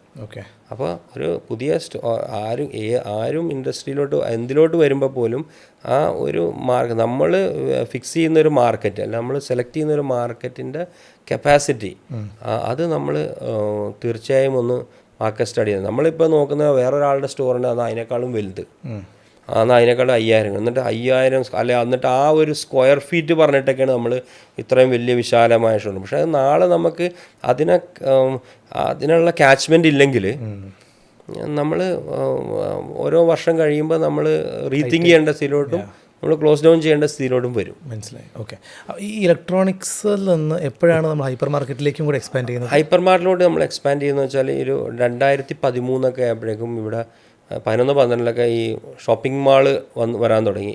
ഒബ്രോൺ മാള്, ലുലു വന്നതൊരു മേജർ ഒരു ഇമ്പാക്റ്റാണ് കേരളത്തിൽ കൊണ്ടുവന്നത്. ഒരു ഷോപ്പിംഗ് എക്സ്പീരിയൻസ് അവർ കൊണ്ടുവന്നു. ശരിക്കും പറഞ്ഞാൽ എടപ്പള്ളിയിലോട്ട് ഇപ്പോൾ MG റോഡിനൊക്കെ അവിടെ നിന്നൊക്കെ ഉണ്ടായിരുന്ന ഒരു ഷോപ്പിംഗ് ഇത് കംപ്ലീറ്റ് എടപ്പള്ളിയിലോട്ട് പറിച്ചു തട്ടു. അപ്പം ഞാൻ നോക്കിയപ്പോൾ നമുക്കും നമ്മുടെ അന്ന് വരെ അപ്പം നമ്മുടെ സ്റ്റോറിലൊക്കെ ആണെങ്കിലും ബിസിനസ് നന്നായിട്ട് നടക്കുന്നുണ്ട്. അതിന് ഫുട്ഫോൾസ് പയ്യ കുറയാൻ തുടങ്ങുന്നത്. ഞാനതൊക്കെ വാച്ച് ചെയ്യുന്ന ആളാണ്. അല്ല, നമ്മൾ ഓരോ ദിവസം നമ്മൾ മന്ത് ഓൺ മന്ത് നമുക്ക് ഗ്രോത്ത് ഉണ്ടെങ്കിലും നമ്മളൊരു സ്റ്റോറിനെ കാണുമ്പോൾ സ്റ്റോർ ഒരിക്കലും ഡെസേർട്ടഡായിട്ട് കിടക്കരുത്. നമ്മളെപ്പോഴും അതിൻ്റെ ഒരു ഫുട്ഫോൾ ഭയങ്കര ഇമ്പോർട്ടൻ്റ്. എന്നാലേ നമുക്ക് പല ഇമ്പൾസ് ബൈ ഇങ്ങനെയുള്ള പ്രൊഡക്റ്റുകൾ വെക്കാൻ പറ്റുള്ളൂ.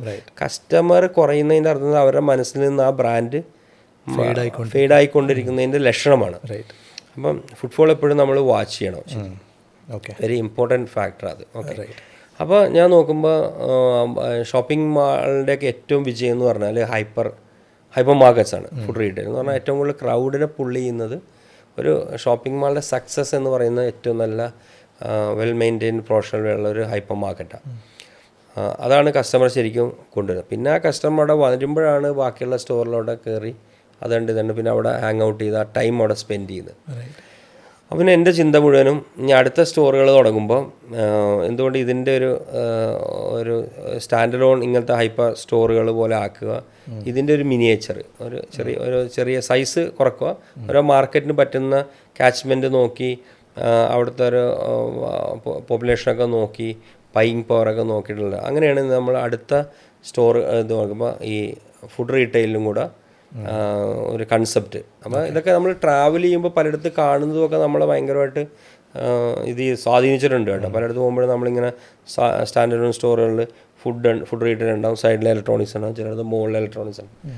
ഞാൻ ആ രീതിയിൽ ഞാനാണ് ആദ്യമായിട്ട് ഈ ലാൻഡ് ലീസിന് എടുത്തിട്ട് ഇങ്ങനത്തെ ഏറ്റവും മിനിമൽ ഡെക്കാത്തലൊക്കെ അതിൽ വലിയ ഇമ്പാക്റ്റ് ഉണ്ടാക്കിയത്. കാരണം ഏറ്റവും മിനിമൽ ഇൻഫ്രയിൽ നമുക്ക് സ്റ്റോർ ക്രിയേറ്റ് ചെയ്യും, വെയർ ഹൗസ് മോഡലിൽ. അപ്പോൾ ഭയങ്കര സ്പേഷ്യസ് ആയിരിക്കും, ഉള്ളിൽ പില്ലേഴ്സ് ഒന്നുമില്ല, ആൾക്കാർക്ക് ശരിക്കും ഫ്രീ ആണ്. നല്ല ഒരു 10-50 വണ്ടി അല്ലെങ്കിൽ 100 വണ്ടി പാർക്ക് ചെയ്യുന്നു, ഈസി ആയിട്ട് പാർക്കിംഗ് ഇമ്പോർട്ടൻസ് ഭയങ്കര ഇമ്പോർട്ടൻ്റ് ആണ്. ഇപ്പോൾ ലേഡീസാണ് കൂടുതൽ വരുന്നത്, അപ്പോൾ അവർക്ക് ഈസി ആയിട്ട് പാർക്ക് ചെയ്യാൻ പറ്റണം, കയറി ഷോപ്പ് ചെയ്യുന്നു. അപ്പം ഈ ഒരു കൺസെപ്റ്റിലോട്ട് സ്റ്റോർ, അപ്പോൾ അങ്ങനത്തെ ഒരു ഫസ്റ്റ് സ്റ്റോർ നമ്മൾ വന്ന് തന്നെ തൃശ്ശൂർ ആദ്യം വന്നു, പിന്നെ പെരിന്തൽമണ്ണ, പാലക്കാടൊക്കെ നമ്മൾ ലാൻഡ് ലീസിന് എടുത്തിട്ട് അതേപോലത്തെ ബോക്സ് പ്രീഫാബിൽ ചെയ്തെടുക്കുകയാണ് ചെയ്തത്. ഇപ്പം അത് കഴിഞ്ഞ് നമ്മളത് ഫസ്റ്റ് ആ ഒരു ട്രെൻഡ് കൊണ്ടുവന്നത് ശരിക്കും. കാരണം അപ്പോൾ അതൊരു റീബ്രാൻഡിങ് കൊണ്ടുവന്നു, അജ്മൽ ബിസ്മി എന്നും പറഞ്ഞ് നമ്മൾ AB ബിസ്മി എന്ന് പറഞ്ഞ റീബ്രാൻഡിങ് വന്നു, സ്റ്റോഴ്സ് ഈ ഒരു ലെവലിൽ. അപ്പോൾ അതിൻ്റെ നമ്മൾ കണ്ടതെന്ന് വെച്ചാൽ അങ്ങനെ വരുന്ന സ്റ്റോറുകളിൽ ഇലക്ട്രോണിക്സിനാണെങ്കിലും ഇമ്പൾസ് ബൈയിങ് നന്നായിട്ട് കൂടുന്നു. കാരണം താഴെ എപ്പോഴും നമുക്കൊരു 10,000-2,000 ബില്ലിങ് എപ്പോഴും ബിൽ കട്ട് നടക്കും, 2,000 ബില്ലുകൾ നടക്കും. 2,000 ബില്ല് നടക്കണമെങ്കിൽ എന്തായാലും 2,500-2,800 പേര് കയറി ഇറങ്ങുന്നു. അപ്പം ഇവരിലേയും കൂടെ നമുക്ക് മാർക്കറ്റ് ചെയ്യാം, നമുക്ക് മുകളിലോട്ട് കയറ്റാം, അല്ലെങ്കിൽ സൈഡിൽ തന്നെയാണെങ്കിൽ അവർ വരുമ്പോഴായിരിക്കും ഒരു മിക്സി എക്സ്ചേഞ്ച് ചെയ്യാനായല്ലോ എന്നുള്ളൊരു ചിന്ത വരുന്നത്. പക്ഷെ അത് കോമ്പിനേഷൻ വാസ് എക്സലൻറ്റ്. അങ്ങനെ അതാണ് നമ്മളെ ശരിക്കും പറഞ്ഞാൽ അതും ഈ പറഞ്ഞ പോലെ ഫുഡ് റീറ്റെയിലിനെ പറ്റി, സൂപ്പർ മാർക്കറ്റ്സിനെ പറ്റിയൊന്നും അറിയുന്നില്ല, ആകെ ഇങ്ങനെ പുറത്തേക്ക് കണ്ടിട്ടുണ്ട്. പക്ഷേ ആ സമയത്ത് തുടങ്ങിയപ്പോൾ നമ്മൾ അപ്പോഴേക്കും ഒത്തിരി വളർന്നല്ലോ, അത് മാർക്കറ്റും വളർന്നു, മാർക്കറ്റിൽ ഒത്തിരി എന്താണ് ഇതിനെ സപ്പോർട്ട് ചെയ്യാനുള്ള പ്രൊഫഷണൽസും വന്നു തുടങ്ങി. അപ്പം നമ്മൾ കുറേ ഒരു പ്രൊഫഷണൽസിനെയൊക്കെ ഉൾപ്പെടുത്തിക്കൊണ്ടാണ് നമ്മൾ ആ ഒരു റീവാമ്പിങ്ങും അല്ലെങ്കിൽ ഈ ഒരു പുതിയ സെഗ്മെൻറ്റും കൂടെ ബിൽഡ് ചെയ്തത്, ഈ ഫുഡ് റീറ്റെയിലും കൂടെ ബിൽഡ് ചെയ്തെടുത്തത്. കാരണം ഇലക്ട്രോണിക്സ് ചെയ്യുമ്പോൾ വളരെ ലിമിറ്റഡ് SKU ഉള്ളൂ, കാരണം നമുക്ക് തന്നെ വേണമെങ്കിൽ നമുക്ക് ഹാൻഡിൽ ചെയ്യാവുന്നതാണ്. പക്ഷേ ഇത് അശ്വിൻ പറഞ്ഞ പോലെ ഇത് ഹാൻഡിലിംഗ് എന്ന് പറഞ്ഞാൽ ഈ സൂപ്പർ മാർക്കറ്റ്സിൻ്റെ ഏറ്റവും എന്ന് പറഞ്ഞാൽ നമ്പർ 10,000-2,000 SKU ഉണ്ട്, അല്ലെങ്കിൽ 3,000 SKU ഉണ്ട്. ഇത് ഹാൻഡിൽ ചെയ്യാൻ ഒരു ടീം ഓഫ് പ്രൊഫഷണൽസ് ഉണ്ടായാൽ മാത്രമേ നടക്കുകയുള്ളൂ. അതാണ് ഇതിലൊരു റിസ്ക്. നമ്മൾ എക്സാക്ട്ലി അതെ. അപ്പോൾ നമ്മൾ അങ്ങനത്തെ ഒരു ടീമിനെ ബിൽഡ് ചെയ്തു. പിന്നെ ഞാൻ കൂടുതൽ ഇൻവെസ്റ്റ് ചെയ്ത ടീമിനെ ബിൽഡ് ചെയ്തു, ഇതിനൊരു സിസ്റ്റം ഉണ്ടാക്കി, SAP കൊണ്ടുവന്നു. അപ്പോൾ അന്നൊക്കെ തന്നെ നമ്മൾ ഇങ്ങനെ ഒരു ഇൻവെസ്റ്റ്മെൻറ്റ്, കാരണം നമുക്കിത് സ്കെയിലപ്പ് ചെയ്യണേ ഇൻവെസ്റ്റ്മെൻറ്റ് വേണമെന്നൊക്കെ ഉള്ള മനസ്സിൽ അപ്പോഴേ പ്രൊഫഷണൽസ് കൊണ്ട് അവരുടെ ഒരു ഇതും തോട്ടും അത് തന്നെയായിരുന്നു, നമ്മുടെ അത് തന്നെയായിരുന്നു. അപ്പോൾ അതുകൊണ്ട് ആ രീതിയിൽ തന്നെ കമ്പനി നമ്മൾ ലിമിറ്റഡ് കമ്പനി ആക്കി. ഓക്കെ, നമ്മൾ ലാൻഡ് ലീസിനോ എന്തെടുത്താലും നമ്മൾ രജിസ്റ്റേർഡ് ഡീഡാക്കി ഒരു 15 to 20 years ഒക്കെ മിനിമം. കാരണം നമുക്കപ്പോഴേ അറിയാം ഒരു കോർപ്പറേറ്റ് കമ്പനിയൊക്കെ വരുമ്പോൾ ആദ്യം നോക്കുന്ന കാര്യങ്ങളത്.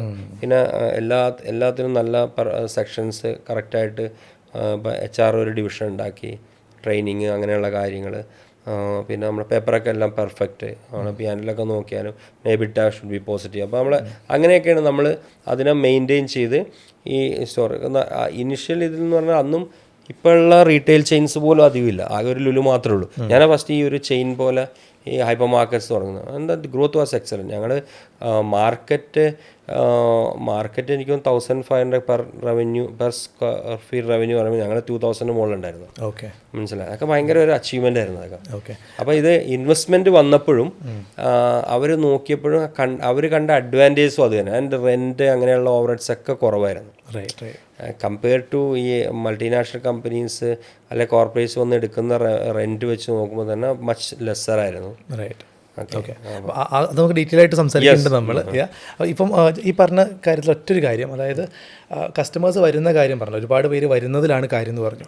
ഈ കസ്റ്റമേഴ്സ് വരുമ്പോൾ അവരുടെ മനസ്സിൽ ഒരു പ്രൊഡക്റ്റ് വാങ്ങണമെന്നായിരിക്കും ആഗ്രഹം ഉണ്ടാവുക, പക്ഷെ അവരൊക്കെ ഒന്നിനേക്കാൾ കൂടുതൽ പ്രൊഡക്റ്റ് വാങ്ങിപ്പിക്കുന്നതിലാണ് ഒരു റീറ്റെയിലറുടെ വിജയം. അപ്പോൾ അതിനെന്തൊക്കെ സ്ട്രാറ്റജീസ് കടയ്ക്ക് നമ്മളെപ്പോഴും ഞാൻ പറയാം, കട എപ്പോഴും റീറ്റെയിൽ എന്ന് പറയുമ്പോൾ നമ്മൾ ഒരു ഡെയിലി വാറാണ്. നമ്മളെപ്പോഴും കട എങ്ങനെ ഇന്നോവേറ്റീവ് എപ്പോഴും നിർത്തണം. ഒരു കസ്റ്റമർ, കാരണം അശ്വിൻ തന്നെ ആയിരിക്കും ചിലപ്പം മാസത്തിൽ 2, 3, 4 പ്രാവശ്യം. അപ്പോൾ അതിൻ്റെ ഒരു ചേഞ്ച് ഈവൻ ഡിസ്പ്ലേയിൽ പോലും നമ്മളെപ്പോഴും വരുത്തില്ല, ഒന്ന് ചേഞ്ച് ചെയ്ത് നിർത്തണം, അല്ലെങ്കിൽ അതിനെ ഒന്നും കൂടെ അല്ലെങ്കിൽ ഇതാക്കി നിർത്തണം, അല്ലെങ്കിൽ ഓഫേഴ്സ് അപ്പോൾ ഇത് പിന്നെ അതേപോലെ സ്റ്റാഫിൻ്റെ ട്രെയിനിങ് വെരി ഇമ്പോർട്ടൻ്റ് ആണ്. നമുക്ക് ഏറ്റവും കൂടുതൽ വേണ്ടതെന്ന് ഏറ്റവും നമ്മുടെ കൂടെ വർഷങ്ങളായിട്ട് നിൽക്കുന്ന അവരെ നമ്മൾ മെയിൻറ്റെയിൻ ചെയ്ത് തരുന്നത്. നമ്മളിങ്ങനെ ഡെയിലി മാറിപ്പോകുന്ന സ്റ്റാഫ് വന്നാൽ പോലും അതിലെ ടെക്നിക്കലി ക്വാളിഫൈഡ് അല്ലെങ്കിലും ഒക്കെ ഭയങ്കരമായിട്ട് എഫക്റ്റീവ് ഇലക്ട്രോണിക്സിൽ. അപ്പോൾ അവർക്ക് കൊടുക്കുന്ന ട്രെയിനിങ് അവർ ആ ഓണർഷിപ്പ് എടുക്കുന്നത് ഇതിലൊരു ഇമ്പോർട്ടൻറ്റ് ഫാക്ടറാണ്. കാരണം ഒരു കസ്റ്റമർ നമ്മൾ ശ്രദ്ധിക്കണം എന്താണെന്ന് വെച്ചാൽ കസ്റ്റമർ ഏറ്റവും കൂടുതൽ റിലേ ചെയ്യണം ഇവരെയാണ്. ഇത് ഓണറേക്കാട്ടി കൂടുതൽ. ആദ്യം ചിലപ്പോൾ ഓണറെ കെയർ ഓഫ് ആയിരിക്കും വരുന്നത്, പക്ഷേ പിന്നെ ഓവർ എ പീരീഡ് ഇവരുമായിട്ടായിരിക്കും. പിന്നെ സർവീസിലാണെങ്കിലും ഇവരെ വിളിക്കുന്നു. പിന്നെ ഇവർ പറയും, അപ്പോൾ ഇവർ എപ്പോഴും അപ്ഡേറ്റഡ് ആയിരിക്കണം.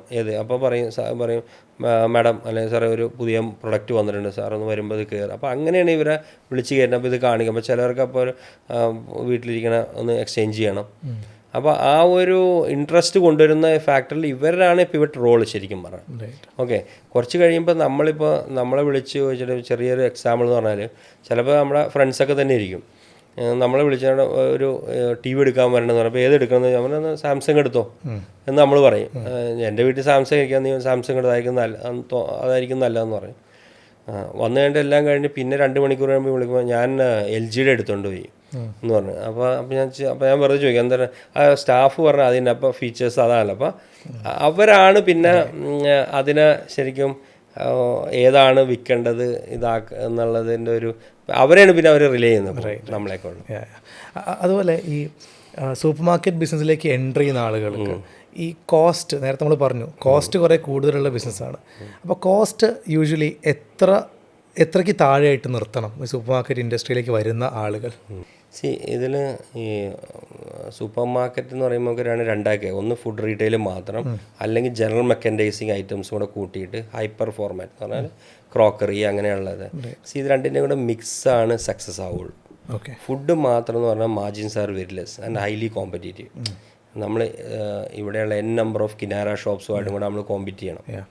ഓക്കെ, അപ്പോൾ എന്നാൽ നമ്മൾ ഈ ക്രോക്കറിയൊക്കെ കയറ്റുന്നു അല്ലെങ്കിൽ അങ്ങനെയുള്ള ഹൗസ് ഹോൾഡ് ഐറ്റംസ് കയറ്റുമ്പോൾ അതിനനുസരിച്ച് വരുന്ന ഓവർ സൈസിലോട്ട് പോകുന്നതിലും അർത്ഥമില്ല. ഇപ്പോൾ ഒരു ടയർ 2 സിറ്റീസിലൊക്കെ ആണെങ്കിൽ നമ്മൾ അവിടുത്തെ ഒരു ക്യാച്ച്മെൻറ്റ് നമുക്കൊരു 10 കിലോമീറ്റർ ക്യാച്ച്മെൻറ്റിൽ നിന്ന് വരുന്നതാണെങ്കിൽ അതിന് അവിടുത്തെ ഹൗസ് ഹോൾഡ് എത്ര നമ്പർ ഓഫ് ഹൗസ് ഹോൾഡ്സ് ഇതൊക്കെ നോക്കിയിട്ട് മാത്രമേ നമ്മൾ സൈസ്, അല്ലെങ്കിൽ ഓവർ സൈസിൽ പോയാൽ വീണ്ടും എക്സ്പെൻസ് കൂടുന്നതാണ്. ഓക്കെ, അപ്പോൾ ഇതിൻ്റെ ഒരു മിക്സാണ് എപ്പോഴും നല്ലത്. ഈ രണ്ടും കൂടെ മിക്സ് ചെയ്തിട്ടുള്ളൊരു പെർസെൻറ്റേജ് ആണെങ്കിൽ നമുക്ക് ഒരു 20% ഒക്കെ പ്ലസ് നമുക്ക് GP ഉണ്ടാവുമായിരിക്കും. Okay, gross profit. Okay, food മാത്രമാണെങ്കിൽ ഒരിക്കലും നമുക്ക് 12, 13, 14 കൂടുതൽ വരില്ല. ഓക്കെ, അപ്പോൾ എപ്പോഴും ഇവിടെ ശ്രദ്ധിച്ചാൽ മനസ്സിലാകും. സക്സസ് ആയവരും ഉണ്ടാവുമായിരിക്കും, എന്നാൽ പോലും ഈ സൂപ്പർ മാർക്കറ്റ്സ് ചെറിയ സൈസിലുള്ള സൂപ്പർ മാർക്കറ്റ് 3000, 2000, 3000 ഒക്കെ ഉണ്ടാവും. അത് അവർക്ക് ശരിക്കും പറഞ്ഞാൽ ആ ഒരു മാർജിൻ അങ്ങനെ മെയിൻറ്റെയിൻ ചെയ്യാൻ പറ്റുന്നില്ല. ഓക്കെ, അത് ശരിക്കും. അപ്പോൾ എല്ലാവരും ഇങ്ങനത്തെ SKUs കൂട്ടി പരമാവധി ആ ഒരു മാർജിൻ അപ്പാക്കാൻ നോക്കണം.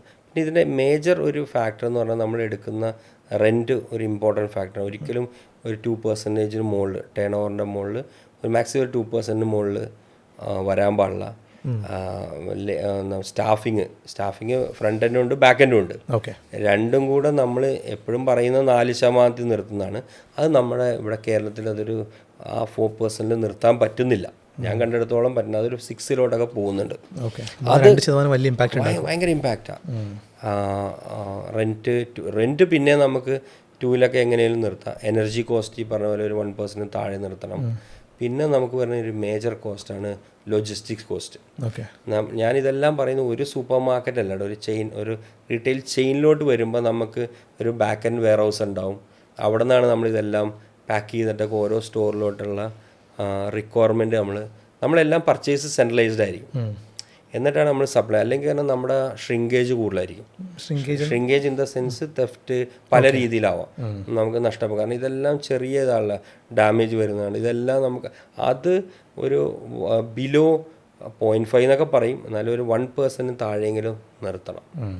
ഇതൊക്കെ പറയുമ്പോൾ 1% ആണെങ്കിലും ഇത് ടേൺ ഓവറിൻ്റെ മുകളിൽ നോക്കുമ്പോൾ ഇത് വലിയ വാല്യൂ ആണ്. കാരണം ടേൺ ഓവർ ബിൽഡ് ചെയ്യാൻ ഈസി ആണല്ലോ ഈ സെയിൽസ് നടക്കുമ്പോൾ. പക്ഷേ ഇതൊക്കെ ശ്രദ്ധിച്ചിട്ടില്ലെങ്കിൽ പെട്ടെന്ന് പൊട്ടി പോലെ കാരണം. അതെ അതെ അതെ. ഓക്കെ. അപ്പം നമ്മൾ ഇങ്ങനത്തെ കാര്യങ്ങൾ ഇതെല്ലാം പെർസെൻറ്റേജ് വൈസ് വർക്കൗട്ട് ചെയ്ത് അപ്പോൾ ഇതൊക്കെ നോക്കാന്ന് പറയുമ്പോൾ അതനുസരിച്ച് തന്നെ നമ്മുടെ സ്റ്റാഫിങ് ഇത് കൂടെയാണ് അല്ലേ.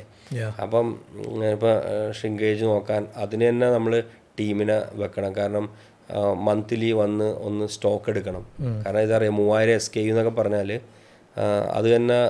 അപ്പോൾ അത് ഓരോ സ്റ്റോറിലും നമ്മൾ പോയി മന്ത്ലി വൺസ് നമ്മൾ ഒരു നൈറ്റിൽ നിന്നാണ് ഇവർ സ്റ്റോക്ക് എഴുതെടുക്കണം. പിന്നെ അതിനെ സപ്പോർട്ട് ചെയ്യാനുള്ള ഏറ്റവും ഇതായ ലേറ്റസ്റ്റ് ടെക്നോളജി അല്ലെങ്കിൽ സോഫ്റ്റ്വെയർ വേണം. അതിനൊരു കോസ്റ്റ് ഉണ്ട്, ലോജിസ്റ്റിക് കോസ്റ്റ്. അതാണ് ഏറ്റവും നമ്മുടെ ഇവിടെ കൂടുതൽ വരുന്നത്. ഈ സ്റ്റോറി നമ്മൾ സെൻട്രൽ പർച്ചേസ് ചെയ്യുന്നു, സ്റ്റോറിലോട് സപ്ലൈ. ആ സപ്ലൈ വരുന്ന കോസ്റ്റ് എന്ന് പറഞ്ഞാൽ നല്ല കോസ്റ്റാണ്. അതൊരു ഒരു 3% ഒക്കെ ഇപ്പോൾ വരുന്നുണ്ട് അതൊക്കെ. അപ്പം ഇതെല്ലാം കൺട്രോൾ ചെയ്ത് നിന്നാലാണ് ഈ ഒരു ഇങ്ങനെയെല്ലാം വർക്കൗട്ട് ചെയ്ത് നോക്കിയാലാണ് നമുക്ക് ഇതിൽ നിന്നൊരു എൻ്റെ ഒരു കണക്കൂട്ടലിന് മിനിമം നമ്മളൊരു 4 to 5% നെറ്റ് ഉണ്ടാകണം, 4% ഉണ്ടാകണം. കാരണം ഇറ്റ്സ് എ റിസ്കി തിങ്. കാരണം ഷ്രിങ്കേജ് ലെവലൊക്കെ കൂടാം. ഓരോ ഡേ ബൈ ഡേ ഇതിൻ്റെ എക്സ്പെൻസ് കൂടെ ഉള്ളൂ. റെൻ്റ് ആണെങ്കിലും ഇയർ ഓൺ ഇയർ കൂടും, സ്റ്റാഫിങ് ഇയർ ഓൺ ഇയർ അതിൻ്റെ ഇത് കൂടും. അപ്പോൾ ഇത്രയെങ്കിലും അപ്പോൾ ഒരു അൺഹെൽത്തി കോമ്പറ്റീഷന് പോകുന്ന ഇതിലോട്ട് ഒരിക്കലും മേടിച്ചിട്ട് നമ്മൾ സ്റ്റോർ തുടങ്ങാൻ പാടില്ല. ഓക്കെ. ഈ കോസ്റ്റ് കട്ട് ചെയ്ത് സൂപ്പർ മാർക്കറ്റ് റൺ ചെയ്യുന്നതിൻ്റെ വലിയൊരു എക്സാമ്പിളാണ് നമുക്ക് DMart എന്ന് പറഞ്ഞൊരു ബ്രാൻഡ് ചെയ്യുന്നത്. അപ്പോൾ അവരുടെ സ്റ്റോറി നമ്മൾ നോക്കുകയാണെങ്കിൽ AC ഒന്നും ഇല്ല അവരുടെ സ്റ്റോറുകളിൽ. അതേസമയം അവർ സിറ്റിയിൽ നിന്ന് വിട്ടുപോയി അകത്തോട്ടുള്ള സ്ഥലങ്ങളിൽ സ്ഥലം വാങ്ങി സ്വന്തമായിട്ട് അവർ ബിൽഡ് ചെയ്തെടുക്കുകയാണ്. അപ്പം ഇങ്ങനെ കോസ്റ്റ് എല്ലാ രീതിയിലും കട്ട് ചെയ്ത്, ഇപ്പോൾ ഓൺലൈൻ ഡെലിവറി ആണെങ്കിൽ പോലും ഡെലിവറി അവർക്കില്ല. ഓൺലൈൻ ഓർഡർ ചെയ്തിട്ട് DMart റെഡി എന്ന് പറഞ്ഞിട്ടുള്ള ചെറിയൊരു സ്റ്റോറിൽ വന്ന് പർച്ചേസ് ചെയ്യുക. ആ കോസ്റ്റ് എല്ലാം കട്ട് ചെയ്യുന്നു. ഇതെല്ലാം ആളുകൾക്ക് ഡിസ്കൗണ്ട് ആയിട്ട് കൊടുക്കുന്നു. അതാണ് അവരുടെ മോഡൽ. അപ്പോൾ അവിടെ അവർ കോസ്റ്റ് ചെയ്യുന്നത് അവർ എക്സ്പീരിയൻസ് കൊടുക്കുന്നില്ല, ഡിസ്കൗണ്ട് മാത്രം കൊടുക്കുന്നു. അപ്പോൾ അങ്ങനത്തെ ഒരു മോഡൽ കേരളത്തിൽ വർക്കൗട്ട് ആവുമോ? വർക്കൗട്ട് ആവും. നല്ല കാശ് നീക്കിയിരിപ്പുണ്ടാവണം. ഓക്കെ. DMartന്റെ വിജയം എന്താണ്? Hard cash and carry business ആണ് ചെയ്യുന്നത്. Okay okay. പുള്ളി ഒന്നും ക്രെഡിറ്റ് ഇല്ല, ബാങ്ക് ഇല്ല, ഒന്നുമില്ല. ഓക്കെ. പുള്ളിയുടെ ഓൺ ഫണ്ട് വെച്ച് നമ്മുടെ പണ്ടത്തെ അങ്ങനെ ചെയ്യുന്നവരുണ്ടല്ലോ. ഇപ്പം എന്ന് പറഞ്ഞാൽ ഹാർഡ് കട്ട് ഔട്ട് കോമ്പറ്റീഷനിൽ ബാർഗെയിൻ ചെയ്ത് പ്രൊഡക്റ്റ് മേടിക്കുന്നു. ആ പ്രൊഡക്റ്റിന് അധികം ഷെൽഫ് ലൈഫ് കൊടുക്കാതെ പെട്ടെന്ന് തന്നെ വിറ്റ് പോകുന്നു. ഏറ്റവും മിനിമൽ എക്സ്പീരിയൻസ്. ഞാൻ ആ സ്റ്റോറുകളിൽ പോയിട്ടുണ്ട്. ആ സ്റ്റോർ എന്ന് പറഞ്ഞാൽ നമ്മുടെ ഇവിടുത്തെ സർക്കാരിൻ്റെ പണ്ടത്തെ ഇതുണ്ടായിരുന്നല്ലോ, ഈ എന്താ അതിന് പറയുന്നത്, സ്റ്റോറുകളുണ്ടായിരുന്നു, നീതി സ്റ്റോർ അങ്ങനെയൊക്കെയുള്ള സപ്ലൈക്കോ പോലത്തെ. അത് ആ ഒരു എക്സ്പീരിയൻസ് ഉള്ള ആൾ പോകുന്നു സ്റ്റോറിൽ. ഷെൽഫ് ചില സമയത്ത് ഫില്ലായിരിക്കും, ചില സമയത്ത് ഫില്ലല്ലായിരിക്കും. കുറേ ചെല്ലണ സമയം ഓക്കെയാണ്, ചിലപ്പോൾ നമുക്ക് നമ്മൾ ഉദ്ദേശിച്ച പ്രൊഡക്റ്റ് കിട്ടും, ഇല്ലെങ്കിൽ വേറെ പ്രൊഡക്റ്റ് ഉണ്ട്. പക്ഷെ എല്ലാത്തിനും ഡിസ്കൗണ്ട് ഉണ്ട്, നല്ല ഡിസ്കൗണ്ട് ഉണ്ട്. അതൊരു നമ്മുടെ ഇവിടെ അതിൻ്റെ ഒരു റിപ്ലിക്കായിരുന്നു നമ്മുടെ ഇവിടെ വന്ന മാർജിൻ ഫ്രീ ഷോപ്പുകൾ. അതിനെ കണ്ടുകൊണ്ടാണ് അത് വന്നത്. പക്ഷെ അതൊക്കെ ഈ പറഞ്ഞ പോലെ അതിനെ കവർ ചെയ്യാൻ പറ്റുന്ന രീതിയിലുള്ള ഫണ്ട് നമ്മുടെ സർപ്ലസ് ഫണ്ട് നമ്മൾ വെച്ചിട്ട് വേണമെങ്കിൽ, ഇവിടെയൊക്കെ നമ്മൾ പലരും തുടങ്ങുന്ന പലരിൽ നിന്നും കാശാക്കി അങ്ങനെ വെച്ചിട്ട് നമ്മൾ ഒരു മാർജിൻ ഫ്രീ സ്റ്റോപ്പ് തുടങ്ങുന്നു. 5-6 മാസം കൊണ്ടൊന്നും ഒരിക്കലും ലാഭമില്ല. അപ്പോൾ 6 മാസം കഴിയുമ്പോൾ തന്നെ ഇതിൽ 2 പാർട്ണർ എനിക്ക് മതിയായി എന്ന് പറയും. അപ്പോൾ അവിടെ ഒരു ക്രഞ്ച് വന്നു തുടങ്ങി. അപ്പോൾ പിന്നെ അവൻ ക്രെഡിറ്റിലോട്ട് പോകേണ്ടി വരുന്നു. അപ്പോൾ വീണ്ടും ഇവനിവിടെ ലാഭത്തിൽ കൊടുക്കാറുണ്ട്. അപ്പോൾ വീണ്ടും അവൻ്റെ ഫുട്ഫോൾ കുറയുന്നു. മനസ്സിലായി. അപ്പോൾ അത് പുള്ളി ഇതെല്ലാം വെൽ ബാലൻസ്ഡ് ആയിരുന്നു ആദ്യം പോലെ. നമ്മൾ ഈ ഓൺലൈൻ റീറ്റെയിൽ എന്ന് പറയുന്നതാണ് ഇപ്പോഴത്തെ ഒരു ട്രെൻഡ്. അപ്പോൾ ഓൺലൈനിലേക്ക് എത്രത്തോളം ബിസ്മി എക്സ്പാൻഡ് ചെയ്തിട്ടുണ്ട്? ബിസ്മി ശരിക്കും പറഞ്ഞാൽ ഓൺലൈനിലോട്ട് അങ്ങനെ കാര്യമായിട്ട് വെച്ച് 1-2 പ്രാവശ്യമൊക്കെ നമ്മൾ ആ കൊറോണയുടെ സമയത്തൊക്കെ ഓൺലൈൻ ഡെലിവറിയൊക്കെ കൊടുക്കുന്നെങ്കിലും അതൊക്കെ നമ്മൾ ഉദ്ദേശിക്കുന്ന പ്ലാറ്റ്ഫോമിൽ നമ്മൾ ഉദ്ദേശിക്കുന്ന ഒരു മാർജിനിൽ നിൽക്കുന്നില്ല, അല്ല എക്സ്പെൻസിൽ നിൽക്കുന്നില്ല, ഹൈലി കോസ്റ്റാണ്. പിന്നെ ഇപ്പം നമ്മൾ ചെയ്യുന്നതെന്ന് പറഞ്ഞാൽ നമ്മുടെ സ്റ്റോറിൻ്റെ ചുറ്റുവട്ടത്ത് ഇത്ര കിലോമീറ്ററിൽ ഡെലിവറി അവർ വിളിച്ചു പറഞ്ഞാൽ വാട്സാപ്പിൽ മെസ്സേജ് തന്നാൽ കൊടുക്കുന്നതല്ലാണ്ട് ഒരു ഓർഗനൈസ്ഡ് രീതിയിൽ നമ്മൾ ഇതല്ല. ആ ഒരു കോമ്പറ്റീഷനെ നമ്മൾ അങ്ങനെ അതൊരു പാരലി വളർന്നു വരുന്നുണ്ട്. യൂത്ത് കുറേ പേര് അതിലോട്ട് മാറുന്നവരും ഉണ്ട്. ഇപ്പോൾ ഓൺലൈനിൽ നിന്ന് മാറിയിട്ട് ക്വിക്ക് കൊമേഴ്സിലേക്ക് മാറണം. 10 മിനിറ്റിൽ സാധനം കിട്ടണം. അതെ അതെ. നമ്മളിങ്ങനെ റീറ്റെയിൽ സ്റ്റോറുമായിട്ട് ഇരിക്കുന്നവർക്ക് അത് മാനേജ് ചെയ്യാൻ അതൊരു വേറൊരു സിസ്റ്റം തന്നെയാണ്. അത് നമ്മൾ വേറൊരു വെർട്ടിക്കലായിട്ട് ഇത് ചെയ്തെടുത്താൽ ഈ പറഞ്ഞ പോലെ ഒരു പാരലൽ കമ്പനി പോലെ നമ്മൾ കൊണ്ടുകൊണ്ടുവരും. ഇതിൽ നിന്നുകൊണ്ട് അത് ചെയ്യൽ പാടാം. ഓക്കെ, നമ്മളിപ്പം കേരളത്തിലാണ് അജ്മൽ ബിസ്മി ഡോമിനേറ്റ് ചെയ്ത് കിടക്കുന്ന ഒരു മാർക്കറ്റ്. നമ്മൾ പലപ്പോഴും കേൾക്കുന്നൊരു കാര്യമാണ് കേരളം ബിസിനസ് ഫ്രണ്ട്ലി അല്ല. ആ ഒരു ആംഗിളിലുള്ള കാര്യങ്ങളൊക്കെ അപ്പം ന്യൂസ് ആയാലും ശരി, വീഡിയോസൊക്കെ വൈറലാവാറുണ്ട് പെട്ടെന്ന്. അപ്പം അജ്മൽക്കയുടെ എക്സ്പീരിയൻസ് എന്താണ്? കേരളത്തിൽ ബിസിനസ് ഫ്രണ്ട്ലി സ്റ്റേറ്റ് ആണോ? തീർച്ചയായും ബിസിനസ് ഫ്രണ്ട്ലി തന്നെയാണ്. ഒരു പ്രശ്നങ്ങളൊന്നുമില്ല. അങ്ങനത്തെ ഈ നമ്മളീ പറയുന്ന മെയിനായിട്ട് നമ്മൾ പറയുന്ന യൂണിയൻ പ്രശ്നം, ട്രേഡ് യൂണിയൻ ഇഷ്യൂസ്, കയറ്റി ഇറക്ക് പ്രശ്നങ്ങളൊക്കെയാണ് മെയിനായിട്ട് പറയുന്ന ഒരു ഇത് യൂണിയനിസം വരുന്നതിനാണ്. പക്ഷെ അത് പണ്ട് കാലത്ത് ഉണ്ടായിരുന്നത് വെച്ച് നോക്കുമ്പോൾ ഇപ്പോൾ തീരെയില്ല. ഇപ്പോഴത്തെ ജനറേഷൻ അതിനെപ്പറ്റി ബോധയുടെയല്ല. ഇപ്പോൾ ആകെ വരുന്നത് ഇപ്പോൾ നമ്മൾ കയറ്റി ഇറക്കിലൊക്കെ വരുന്ന ചില ഒരു ലോക്കലി ഒരു തിണ്ണമെടുക്ക് കാണിക്കുവാന്ന് പറയില്ല, അതേപോലെ ചില ഏരിയകളിൽ ചിലപ്പോൾ അങ്ങനത്തെ പ്രശ്നങ്ങളൊക്കെ ഉണ്ടാവുമായിരിക്കും. അത് പിന്നെ ഇപ്പോൾ ഈ സോഷ്യൽ മീഡിയയുടെയൊക്കെ നല്ല ഇത് വന്ന് നോക്കുന്നതുകൊണ്ട് അതുമൊക്കെ ഭയങ്കര ലിമിറ്റഡായി ആക്ച്വലി. പിന്നെ റീറ്റെയിൽ നമ്മുടെ ഇവിടെ നമ്മൾ ഏറ്റവും കൂടുതൽ കണ്ടേക്കുന്ന പ്രശ്നം എന്ന് വെച്ചാൽ ഓവർ കോമ്പറ്റീഷനാണ് നമ്മളിവിടെ. റീറ്റെയിൽ ഏത് ബിസിനസ്സും ഏത് സെഗ്മെൻ്റ് എടുത്താലും, ഇപ്പോൾ വൈറ്റ് ഗുഡ്സ് എടുത്താലും സൂപ്പർ മാർക്കറ്റ്സ് എടുത്താലും ജ്വല്ലറി എടുത്താലും നമ്മുടെ ഇവിടെ ആവശ്യത്തെക്കാട്ട് കൂടുതൽ കോമ്പറ്റീഷൻ ഉണ്ട്. അത് ഒരു അൺഹെൽത്തി ഇതിൽ മാർജിൻ ഡ്രോപ്പ് ആവുന്നതിന് അൺഹെൽത്തി കോമ്പറ്റീഷനിലോട്ട് കൊണ്ടുപോകുന്നുണ്ട്. ഓക്കെ, അതെ.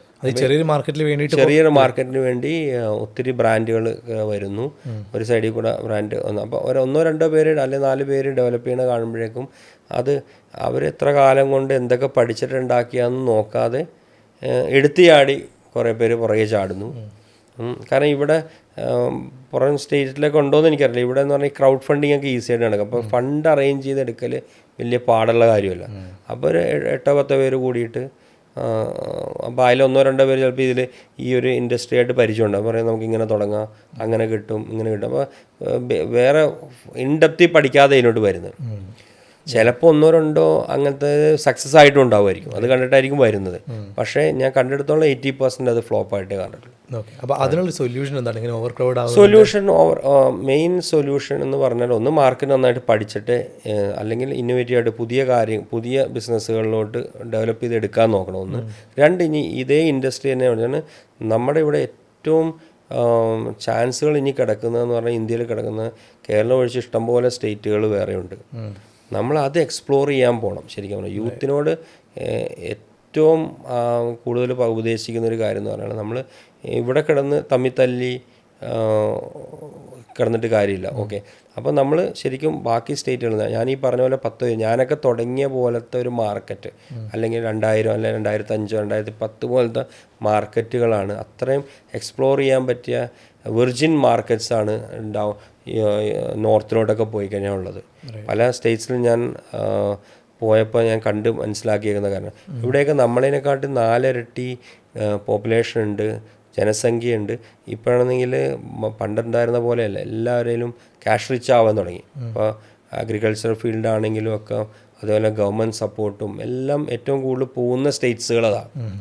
അപ്പോൾ ഇത് കാരണം മലയാളിക്ക് കഴിവുണ്ട്, ഫാർ ബെറ്റർ ബാക്കിയുള്ളവർ വെച്ച് നോക്കുമ്പോൾ ഓൺട്രപ്രണർ ആവാനുള്ളൊരു ത്വരയുമുണ്ട്, കഴിവും എല്ലാം ഉണ്ട്. അപ്പോൾ അത് നമ്മൾ ഇംപ്ലിമെൻ്റ് ചെയ്യുന്നത് ഈ ബിസിനസ് ചെയ്യണം എന്നല്ലേ ഉള്ളൂ. അതിപ്പോൾ കേരളത്തിൽ തന്നെ ചെയ്ത് നമ്മൾ തമ്മിൽ ഒരാൾക്കും ലാഭമില്ലാതെ ആക്കുന്നതിനേക്കാളും എത്രയോ മടങ്ങാണ് ഒരു സക്സസ്ഫുൾ ബ്രാൻഡാക്കി മാറ്റാൻ പറ്റും വേറെ ഏത് സ്റ്റേറ്റിൽ പോയാലും. അപ്പോൾ ലോക്കൽ ബ്രാൻഡാക്കി നിർത്താതെ ഒരു നാഷണൽ ബ്രാൻഡാക്കി. എക്സാക്ട്ലി. അപ്പം പല ബ്രാൻഡുകളും പറഞ്ഞ് കേട്ടിട്ടുണ്ട്. ഇപ്പോൾ മലബാർ ഗോൾഡൊക്കെ പറയുന്നത് ഇവിടെ കേരളത്തിൽ നിന്ന് മാറി പുതിയ സ്റ്റേറ്റ്സിലോട്ട് പോയപ്പോഴാണ് അവരുടെ റിയൽ ഗ്രോത്ത് വന്നതെന്നാണ്.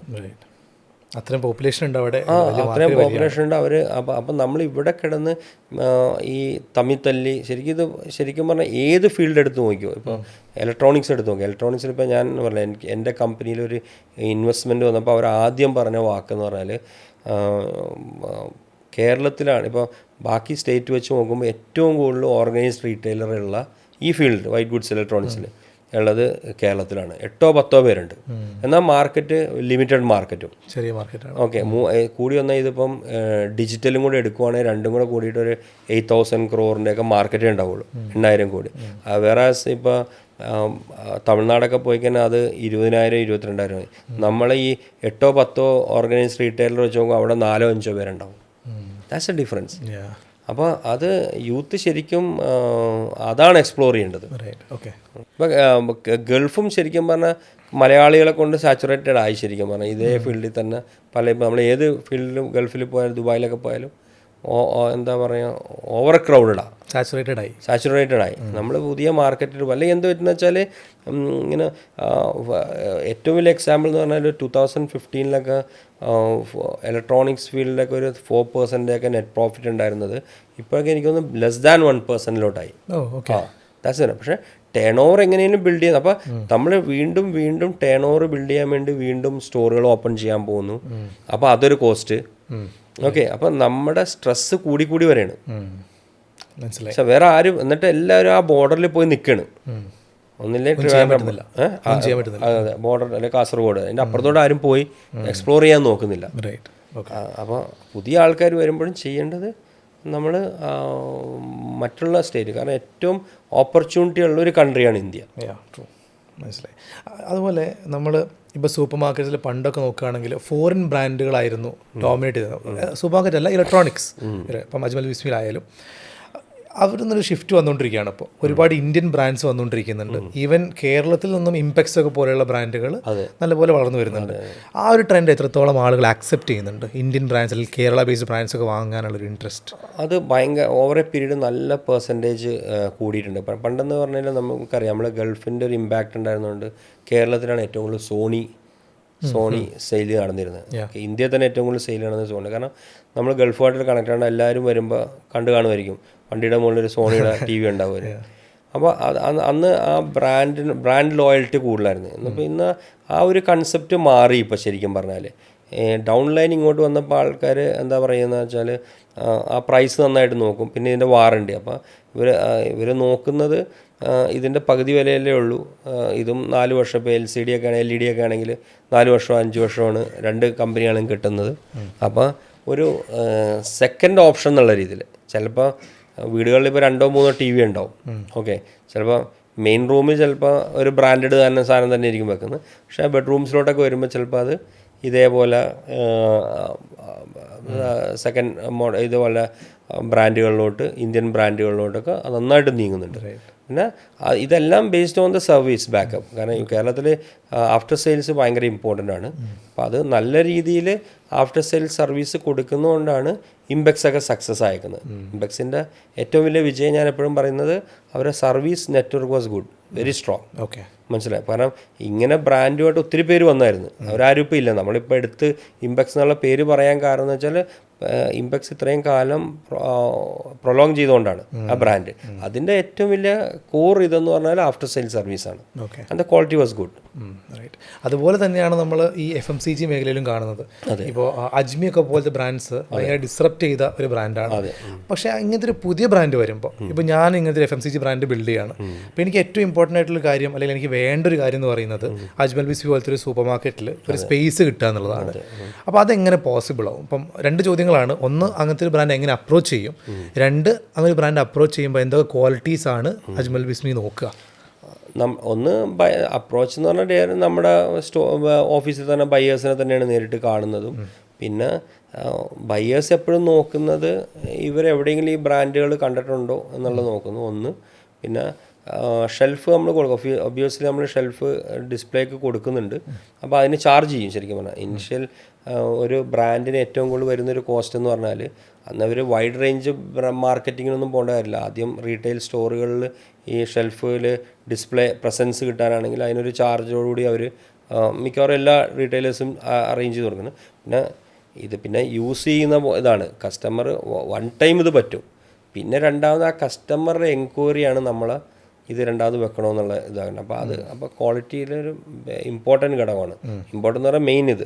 അപ്പോൾ അശ്വിനൊരു സാധനം മേടിച്ചുകൊണ്ട് പോയിട്ട് നാളെ ആ സ്റ്റോറിൽ വന്നിട്ട് ഇന്ന പ്രൊഡക്റ്റ് ഉണ്ടോ എന്ന് ചോദിക്കുന്നതാണ് പിന്നെ അതിൻ്റെ സക്സസ് തീരുമാനിക്കുന്നത്.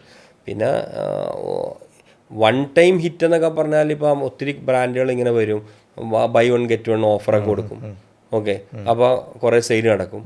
പക്ഷേ അതിലോട്ടൊന്ന് ആദ്യം ഒരു ബ്രാൻഡ് ബിൽഡ് ചെയ്യാൻ നിൽക്കുന്നവരാണെങ്കിൽ ഞാൻ എപ്പോഴും പറഞ്ഞത് അങ്ങനെ ഒരിക്കലും ഡിസ്കൗണ്ട് കൊടുത്ത് ഇതാവരുത്. ഒന്ന് നമ്മൾ ആ കുഴിയിലോട്ട് വീണാൽ പിന്നെ നമുക്ക് അതിൽ നിന്ന് കയറാൻ പറ്റില്ല. പിന്നെ ഏത് സ്റ്റോറിൽ പോയാലും നമ്മൾ ബൈ വൺ ഗെറ്റ് വൺ തന്നാൽ തരാമെന്നുള്ള ആ ഒരു ഡിസ്കൗണ്ടഡ് പ്രൊഡക്റ്റായി മാറും. അതൊരു ബ്രാൻഡ് ബിൽഡിങ്ങില്ല. ബ്രാൻഡ് ബിൽഡിങ്ങിന് ഏറ്റവും നല്ലത് ഒന്ന് പ്രൊഡക്റ്റ് ക്വാളിറ്റി, ഓക്കെ, അതിൻ്റെ പ്രസൻസ്, അതിൻ്റെ ഡിസ്പ്ലേ, അതിൻ്റെ ലുക്ക്, എസ്തെറ്റിക് ലുക്ക് ഇമ്പോർട്ടൻ്റ് ആണ്. പിന്നെ സ്ലോലി ബിൽഡ് ചെയ്യുന്ന മാർക്കറ്റിംഗ്. കാരണം വൈഡ് മാർക്കറ്റ് ചെയ്തിട്ട് ഈ പ്രൊഡക്റ്റ് അവൈലബിൾ അല്ലെങ്കിൽ അവിടെ പോയി. അപ്പോൾ ഏറ്റവും നല്ലത് പ്രൊഡക്റ്റ് ക്വാളിറ്റിയോടുകൂടി നമ്മൾ എല്ലാ സ്റ്റോറുകളിലും നമ്മൾ ആദ്യം പ്രസൻസ് കൊണ്ടുവരിക, എന്നിട്ട് നമ്മൾ മാർക്കറ്റിങ്ങിൽ പോകുന്നതിലെ കാര്യമുള്ളൂ. ഓക്കെ, ഇതിനെല്ലാം ഉപരിയാണ് അതിൻ്റെ ക്വാളിറ്റിയും. പിന്നെ നമ്മൾ തന്നെ ഒരു പ്രൈസിൽ നമ്മൾ സ്റ്റിക്ക് ഓൺ ചെയ്യാൻ പറ്റണം. അപ്പോൾ ആ ഒരു എൻട്രി വേണമെങ്കിൽ അജ്മൽ ബിസിനസ് കൊടുക്കാൻ പറ്റും. ഫർദർ ആയിട്ടുള്ളത് അതിൻ്റെ ക്വാളിറ്റിയും അതിൻ്റെ നെറ്റ്വർക്കിംഗ് പല രീതിയിൽ നമുക്ക് ഈ എൻക്വയറി ബിൽഡ് ചെയ്യാമല്ലോ. ഇപ്പോൾ ഒത്തിരി നമ്മുടെ ഫ്ലാറ്റ് അപ്പാർട്ട്മെൻറ്റ് വൈസ് പോയിട്ട് ഇവർ സാമ്പിളിങ് ചെയ്തിട്ട് എൻക്വയറി അങ്ങനെ അതൊക്കെ ഇവർ ബാക്ക് വർക്ക് ഇവർ ചെയ്തുകൊണ്ടേ ഇരിക്കണം. അല്ലാതെ ഒന്നും ഒരു ബ്രാൻഡ് ഇന്നത്തെ കാലത്ത് പണ്ടത്തെ പോലെയല്ല, ക്രിയേറ്റ് ചെയ്യാൻ ഭയങ്കര ടഫാണ്. അപ്പോൾ ഇവിടെ ആൾക്കാർ കാണുന്ന നമ്മുടെ ഒരു പുതിയ ബ്രാൻഡുമായിട്ട് വരുമ്പോൾ ഏറ്റവും ഈസി ആയിട്ട് കാണാൻ കയറാന്ന് വെച്ചാൽ ബൈ വൺ ഗെറ്റ് വൺ എന്ന് പറഞ്ഞു കൊടുക്കും. പക്ഷെ അത് അവൻ്റെ നാശത്തിലോട്ട് അവൻ കൊണ്ടുപോകുന്നത്. പിന്നെ അവൻ ഒരിക്കലും ആ ബൈ വൺ ഗെറ്റ് വൺ കൊടുക്കുമ്പോൾ ചിലപ്പോൾ അവന് നല്ല തിൻ മാർജിൻ ഉണ്ടാവും, ചിലപ്പോൾ അവൻ നോ. പിന്നെ അത് തീർന്നു കഴിയുമ്പോൾ വീണ്ടും ചെല്ലുമ്പോൾ അടുത്ത ആൾ ചോദിക്കണത് നിങ്ങൾ ആ സ്റ്റോറിൽ ഇത് കൊടുത്തില്ല ഞങ്ങൾക്ക് ഇതാന്ന് പറയും. അപ്പോൾ ഇവൻ 365 ദിവസവും എവിടെയെങ്കിലും ഇത് ഓഫർ ചെയ്തുകൊണ്ടിരിക്കുകയാണ് മാത്രമല്ല, അപ്പോൾ ഒരു ഓഫർ പ്രൊഡക്റ്റ് മാത്രമായിട്ട് മാറും. അപ്പോൾ ഓഫർ പ്രൊഡക്റ്റിൽ അവൻ ലാഭം ഉണ്ടാക്കണം, പിന്നെ അവൻ ക്വാളിറ്റി കുറക്കാൻ നിൽക്കണം, അതിൻ്റെ ലുക്ക് കുറക്കാൻ നിൽക്കണം, അതിൻ്റെ ക്വാളിറ്റി കുറക്കാൻ നിൽക്കണം. അപ്പോൾ വീണ്ടും അവൻ സ്റ്റെപ്പ് താഴത്തോട്ടാണ് പോകുന്നത്. അങ്ങനെയാണ് ബ്രാൻഡ് നശിക്കുന്നത്. ഓക്കെ, ഇവിടെ അജ്മൽക്ക് പറഞ്ഞൊരു പോയിൻ്റാണ് ഈ ഷെൽഫ് സ്പേസിനുള്ള ഒരു ചാർജ് ചെയ്യുന്ന കാര്യം പറഞ്ഞല്ലോ. അപ്പോൾ ഈ സാധനങ്ങളുടെ സെയിൽസിലല്ലാതെ വേറെ ഏതൊക്കെ രീതിയിൽ സൂപ്പർ മാർക്കറ്റ് കാശ് ഉണ്ടാക്കുന്നുണ്ട്, അതിൽ ഓപ്പർച്യൂണിറ്റീസ് ഉണ്ട്? അതെ, ഇത് തന്നെ നമുക്ക് പ്രധാനമായിട്ട് തന്നെയാണ് നമ്മൾ ഷെൽഫ് ലൈഫ്, നമ്മൾ എൻ ക്യാപ്പ് കണ്ടല്ലോ, ഒരു റീറ്റെയിൽ സൂപ്പർ മാർക്കറ്റിൽ പോയി കഴിഞ്ഞാൽ എൻ ക്യാപ്പ് ഒരു ബ്രാൻഡായിരിക്കും, ബ്രാൻഡ് ചെയ്തേക്കുന്നത്. അത് ആ ഷെൽഫിനെ നമ്മൾ സെല്ല് ചെയ്യുന്നതാണ്. മനസ്സിലായി? അതാണ് ഈ ഫുഡ് റീറ്റെയിലിൽ അവരുടെ ഏറ്റവും വലിയൊരു മാർക്കറ്റിംഗ് കോസ്റ്റ് അതാണ് വരുന്നത്. ഇലക്ട്രോണിക്സ് വരുന്ന ഒരു മെയിൻ കോസ്റ്റ് എന്ന് പറഞ്ഞാൽ അവർ ഓൺ കമ്പനി ഡെമോൺസ്ട്രേറ്റേഴ്സിന് തരും. ഓക്കെ, മനസ്സിലായി? അപ്പോൾ നമ്മുടെ അവിടെ സൂപ്പർ മാർക്കറ്റ്സിൽ അതില്ല. സൂപ്പർ മാർക്കറ്റിൽ അവർ അതിന് പകരമാണ് ഈ എൻ ക്യാബ് എടുക്കുന്നത്. അവിടെ ഈ ടെക്നിക്കലി പറഞ്ഞ് മനസ്സിലാക്കേണ്ടത് കൊണ്ട് ഇലക്ട്രോണിക്സിൽ ആളെ തരും. അപ്പോൾ അവിടെ നമ്മുടെ പെർസെൻറ്റേജ് അതിൽ നമ്മുടെ സ്റ്റാഫിംഗ് കോസ്റ്റ് കുറവായിരിക്കും. മനസ്സിലായി? ഇവിടെ നമുക്ക് സ്റ്റാഫിംഗ് കോസ്റ്റ് കൂടുതലായിരിക്കും. അതുകൊണ്ട് ഇങ്ങനത്തെ സ്ട്രാറ്റജീസിലേക്ക് അപ്പോൾ ഇതിലോട്ട് വരുന്നു. ഓക്കെ, ഇപ്പോൾ കേരളത്തിൽ മാത്രമല്ല, ഇപ്പോൾ ഇന്ത്യയിലും എല്ലാ ബിസിനസ്സുകളും സ്റ്റൺ ചെയ്ത് പോയ സമയമാണ് കോവിഡ് സമയം എന്ന് പറയുന്നത്. അപ്പോൾ അത് എല്ലാ ഫൗണ്ടേഴ്സിനോടും ചോദിക്കുന്ന കാര്യമാണ്, എങ്ങനെയാണ് ആ കോവിഡ് സമയത്തിന് ഡീൽ ചെയ്തത്? കോവിഡ് ശരിക്കും പറഞ്ഞാൽ നല്ല സ്ട്രഗ്ലിംഗ് ആയിരുന്നു. ശരിക്കും ഞങ്ങളുടെ സ്റ്റോർ എന്നൊക്കെ പറഞ്ഞ ഒരു എല്ലാം ഒരു ടയർ 2 സിറ്റീസിലെ one of the biggest store ആയിരിക്കും. ഒരു വലിയ കൺസിഡറബിൾ സൈസുള്ള ബോക്സ് ഇതായിരുന്നു. ചെറിയ റീറ്റെയിൽ സ്റ്റോറുകൾ പോലത്തെ അല്ലായിരുന്നു. അപ്പോൾ ക്യാച്ച്മെൻ്റ് എന്ന് പറഞ്ഞാൽ നമ്മൾ ഇടുന്നതിന് ഒരു 10-12 കിലോമീറ്റർ എന്നുള്ളൊരു ക്യാച്ച്മെൻറ്റ് വന്നാലേ നമ്മുടെ സ്റ്റോർ റൺ ചെയ്യുള്ളൂ പ്രോപ്പറായിട്ട്. ഓക്കെ, ശരിക്കും സിവിയർ ഇമ്പാക്റ്റ് അതിലുണ്ടാക്കി. കാരണം എന്ന് പറഞ്ഞാൽ നമുക്ക് സൂപ്പർ മാർക്കറ്റ്സ് ഫുഡ് റീറ്റെയിൽ ആയതുകൊണ്ട് അത് തുറന്നു വെക്കാനുള്ള ഇതുണ്ടായിരുന്നു. ഫുഡ് ആയതുകൊണ്ട് സൂപ്പർ മാർക്കറ്റ്സ് തുറക്കാം. പക്ഷേ നമ്മുടെ അങ്ങോട്ടുള്ള എല്ലാ അപ്രോച്ച് റോഡുകളും എല്ലാ വഴികളും ബ്ലോക്ക്ഡ് ആയിരുന്നു കാണും. മനസ്സിലായോ? അപ്പോൾ എന്നെ പോലെയുള്ള എൻ്റെ സ്റ്റോറുകളിലൊക്കെ ഏറ്റവും കൂടുതൽ എഫക്റ്റ് ചെയ്തത് അതാണ്. അപ്പോൾ നമ്മുടെ ക്യാച്ച്മെൻറ്റ് അങ്ങോട്ട് ഷ്രിങ്ക് ചെയ്തു, ചുറ്റുവട്ടത്തുള്ളവർ മാത്രം വരണം. അതുകൊണ്ട് നമ്മുടെ ബിസിനസ് ഒരിക്കലും ഓടില്ല. തുറന്നു വെച്ചു എന്നുള്ളതുകൊണ്ട് ചിലവും കൂടി, റെന്റ് പോലും കുറച്ച് തരാൻ പലരും മടി കാണിച്ചു. നിങ്ങൾക്ക് മാത്രമല്ലേ തുറക്കാൻ പറ്റുള്ളൂന്നായി. പക്ഷെ അവിടെ വരാൻ പല സ്ഥലത്തും പോലീസ് തന്നെ നിന്നിട്ട് ഇപ്പോൾ ഇന്ന സ്ഥലത്തോടാണ് പറഞ്ഞത്, നിങ്ങൾക്ക് നിങ്ങളുടെ തൊട്ടടുത്തുള്ള കടയിൽ നിന്ന് മേടിച്ചാൽ മതി, എന്തിനാ ഇങ്ങോട്ട് വരുന്നതെന്നുള്ള. അപ്പോൾ അവർ തിരിച്ചു പോകുന്നു. ആ സമയത്താണ് കൂണ് തുറന്ന പോലെ, കൂണ് മുളച്ച പോലെ ചെറിയ ചെറിയ സൂപ്പർ മാർക്കറ്റ്സുകൾ ഇഷ്ടം പോലെ അങ്ങോട്ട് വന്ന്. ആ ഗൾഫിൽ നിന്നൊക്കെ തിരിച്ചു വന്നവരൊക്കെ ഇവിടെ വന്നിരുന്ന അവർക്ക് അറിയാവുന്ന പരിപാടി ഇതാണ്. എല്ലാവരും തുടങ്ങി. കൊറോണ കഴിഞ്ഞപ്പോൾ ഒക്കെ പൂട്ടിയവർ തിരിച്ചും പോയി. അപ്പോൾ ഇത് ഭയങ്കര ഒരു ഇമ്പാക്റ്റ്. പക്ഷേ അത് നമ്മളെ ഭയങ്കരമായിട്ട് എഫക്റ്റ് ചെയ്ത് നമ്മുടെ പോലത്തെ ഒരു മീഡിയം സൈസിലുണ്ടായിരുന്ന സ്റ്റോറുകളെയൊക്കെ അന്ന് പിന്നെ എന്ന് പറഞ്ഞാൽ ഫുഡിൻ്റെ ഐറ്റംസ് മാത്രമല്ല മേടിക്കുന്നത്. എൻ്റെ സ്റ്റോറ് ഞാൻ ഡിസൈൻ ചെയ്തേക്കുന്നത് ഒരു ഷോപ്പിംഗ് എക്സ്പീരിയൻസ് കൊടുത്ത് ഒരു ഇമ്പൾസ് ബൈയിങ്ങിലാണ് ആ മാർജിൻ വരുന്നത് അല്ലേ. കൊറോണ സമയത്ത് എന്താണ്, അശ്വിൻ പോയാൽ ആകെ അരിയും പരിപ്പും മേടിക്കും. അവിടെ നിങ്ങൾ എത്രയും പെട്ടെന്ന് വീടെത്താനാണ് നോക്കുന്നത്. നിങ്ങളവിടെ ഒരു ടൈം സ്പെൻഡ് ചെയ്യാൻ നിങ്ങൾ റെഡിയല്ല. അവശ്യ സാധനങ്ങൾ മാത്രം അത് തന്നെ ഏറ്റവും ടു ദ കോർ ഏറ്റവും വില കുറവുള്ളതാണ് അരി, പഞ്ചസാര, അങ്ങനത്തെ സാധനങ്ങൾ മാത്രമേ പിക്ക് ചെയ്യുന്നുള്ളൂ. ബാക്കിയെല്ലാം ഇരിക്കാൻ തുടങ്ങി. അപ്പം അത് ശരിക്കും ഭയങ്കര നമ്മളെ ശരിക്കും പറഞ്ഞാൽ രണ്ട് രീതിയിൽ എഫക്റ്റ് ചെയ്യുന്നതാണ് പറഞ്ഞത്. ഒന്ന് തുറന്നു വെക്കേണ്ടി വന്നു, അതിൻ്റെ കോസ്റ്റും വന്ന് ആ റെൻറ്റൊക്കെ അതേപോലെ തന്നെ വരേണ്ടി വന്നു. എന്നാൽ അതിനനുസരിച്ചുള്ള ഒരു മാർജിനൊക്കെ വരുന്നുമില്ല. പിന്നെ ഓരോ പീരീഡ് പറഞ്ഞ പോലെ നമ്മൾ പക്ഷേ സ്റ്റാഫിനെയൊക്കെ അതേപോലെ തന്നെ കണ്ടിന്യൂ ചെയ്തു. വളരെ കുറച്ച് അട്രീഷനൊക്കെ അപ്പോൾ നടന്നുള്ളൂ. കവർ ചെയ്തെടുത്തു. ഒരു പരിധിവരെ ബാങ്കൊക്കെ നല്ല രീതിയിൽ നമ്മളെ സപ്പോർട്ട് ചെയ്തു ആ സമയത്ത്. പക്ഷേ അതൊക്കെ ഒരു ഇമ്പോർട്ടൻറ്റ് ഫാക്ടർ അതൊക്കെ. പിന്നെ നമ്മൾ ക്യാപിറ്റൽ നമ്മൾ കുറേ ഇൻഫ്യൂസ് ചെയ്യേണ്ടി വന്നു. ഓക്കെ. പിന്നെ അത് കഴിഞ്ഞിട്ട് കൊറോണ കഴിഞ്ഞിട്ടുള്ളൊരു 1 ഇയർ ഇലക്ട്രോണിക്സിന് ഭയങ്കര ഒരു ജമ്പായിരുന്നു. ഈ ഭയങ്കര ഒരു ഹ്യൂജ് ഗ്രോത്ത് ആയിരുന്നു. അപ്പോൾ അതൊരു പെട്ടെന്ന് തന്നെ നമുക്ക് തിരിച്ച് കയറാൻ വേണ്ടി പറ്റും. പിന്നെ എൻ്റെയൊക്കെ ഒരു ലക്ക് എന്ന് പറഞ്ഞാൽ ആ സമയത്താണ് എനിക്ക് ഇൻവെസ്റ്റ്മെൻറ്റ് വരുന്നത്. ഇത് കഴിഞ്ഞ ഉടനെയാണ്. അപ്പോൾ ആ ലെവലിലോട്ട് തന്നെ അപ്പോൾ നമുക്ക് അത്ര വലിയൊരു ടഫ് സിറ്റുവേഷനിലോട്ട് പോകേണ്ടി വന്നില്ല. ഓക്കെ. ആ ഇൻവെസ്റ്റ്മെൻറ്റിൻ്റെ കഥയിലേക്ക് നമുക്ക് ഇപ്പം തൊട്ട് 2 ചോദ്യം കഴിഞ്ഞിട്ട് നേരെ അതിലേക്ക് തന്നെ വരാം. കാരണം എല്ലാവർക്കും എനിക്ക് തോന്നുന്നു ഈ പോഡ്കാസ്റ്റിലെ ഏറ്റവും ഇൻട്രസ്റ്റിംഗ് എലിമെൻറ്റ് അതായിരിക്കും എന്ന് എനിക്ക് തോന്നുന്നത്. ഇപ്പോൾ ഇവിടെ പറഞ്ഞു ആ ഒരു കൊറോണ കഴിഞ്ഞപ്പോൾ സെയിൽസ് ഇലക്ട്രോണിക്സിന് കൂടി എന്ന് പറഞ്ഞു. ഈ കൺസ്യൂമർ ബിഹേവിയറിലൊരു ചേഞ്ച് എന്ന് പറയുന്നത് ഭയങ്കര ഇമ്പോർട്ടൻ്റ് ആണല്ലോ ഇങ്ങനത്തെ ഒരു ബിസിനസ്സിൽ. ഒരു കഴിഞ്ഞൊരു 5 to 10 ഇയേഴ്സിൽ ആളുകളുടെ ബിഹേവിയറിൽ ആ ഒരു പർച്ചേസിങ് ബിഹേവിയറിൽ എന്തൊക്കെ മാറ്റങ്ങൾ വന്നതായിട്ടാണ് ഫീൽ ചെയ്തിട്ടുള്ളത്? കാരണം കൂടുതൽ സ്പെൻഡ് ചെയ്യണം എന്നുള്ള ഈ പണ്ടത്തെ ഒരു കൺസെപ്റ്റ് എന്ന് പറഞ്ഞാൽ നമ്മൾ കുറേ എന്തെങ്കിലും സ്വത്ത് ഉണ്ടാക്കി വെക്കൽ എന്നുള്ളതെന്നൊക്കെ മാറിയെന്ന് തോന്നുന്നു. ആൾക്കാർ ഇപ്പോൾ തന്നെ അറിയാമല്ലോ. ഇപ്പോൾ പുറത്ത് ഈ ഈറ്റ് ഔട്ട് ഭയങ്കരമായിട്ട് കൂടി, റെസ്റ്റോറൻറ്റ്സിൽ പോകുന്നു, സ്പെൻഡ് ചെയ്യാനുള്ളൊരു ഇത് ഭയങ്കരമായിട്ട് ക്യാഷ് അങ്ങനെ ഹോൾഡ് ചെയ്യുന്നില്ല.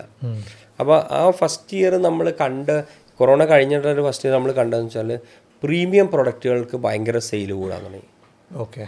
ഭയങ്കര ഡിഫറൻസ് ഉണ്ടായി.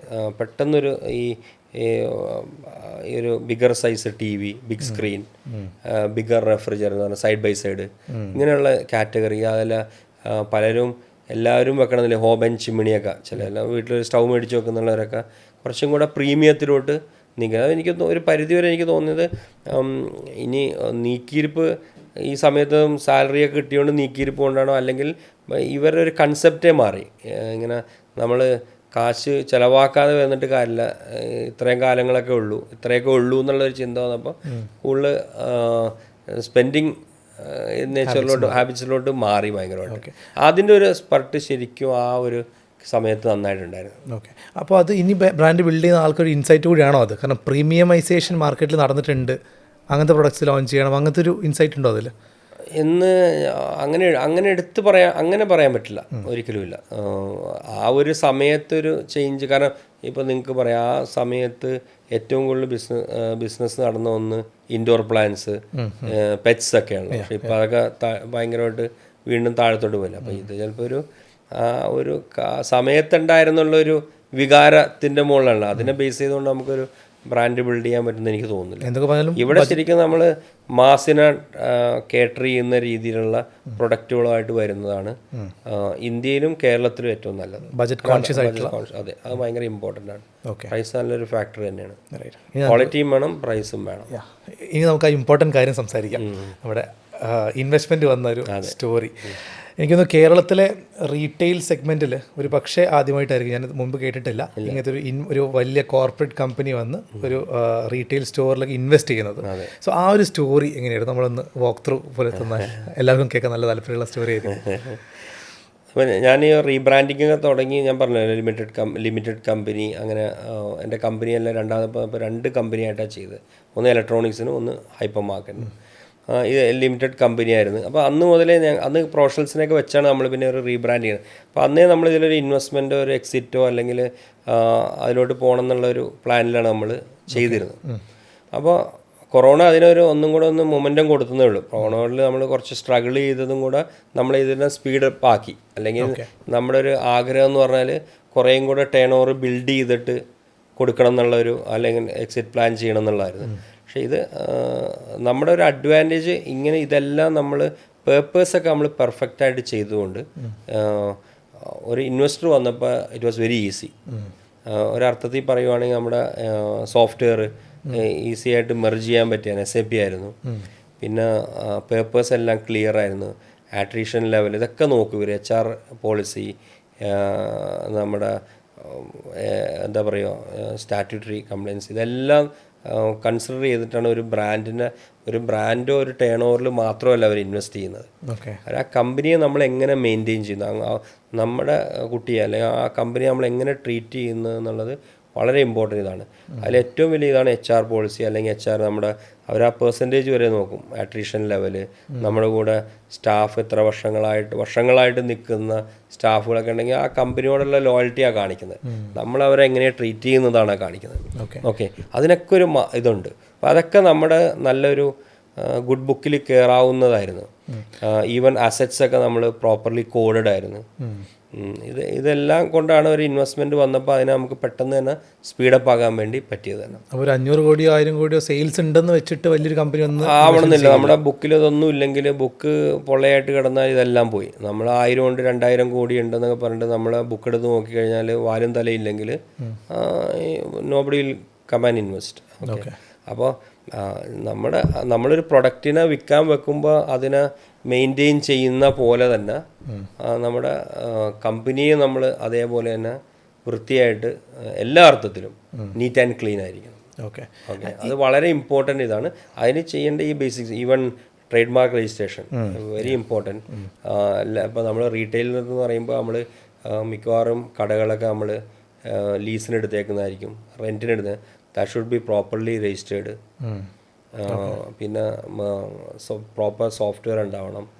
എല്ലാ ലീഗൽ ഇതും നമ്മൾ കംപ്ലയിൻസ് നടത്തിയിരിക്കണം.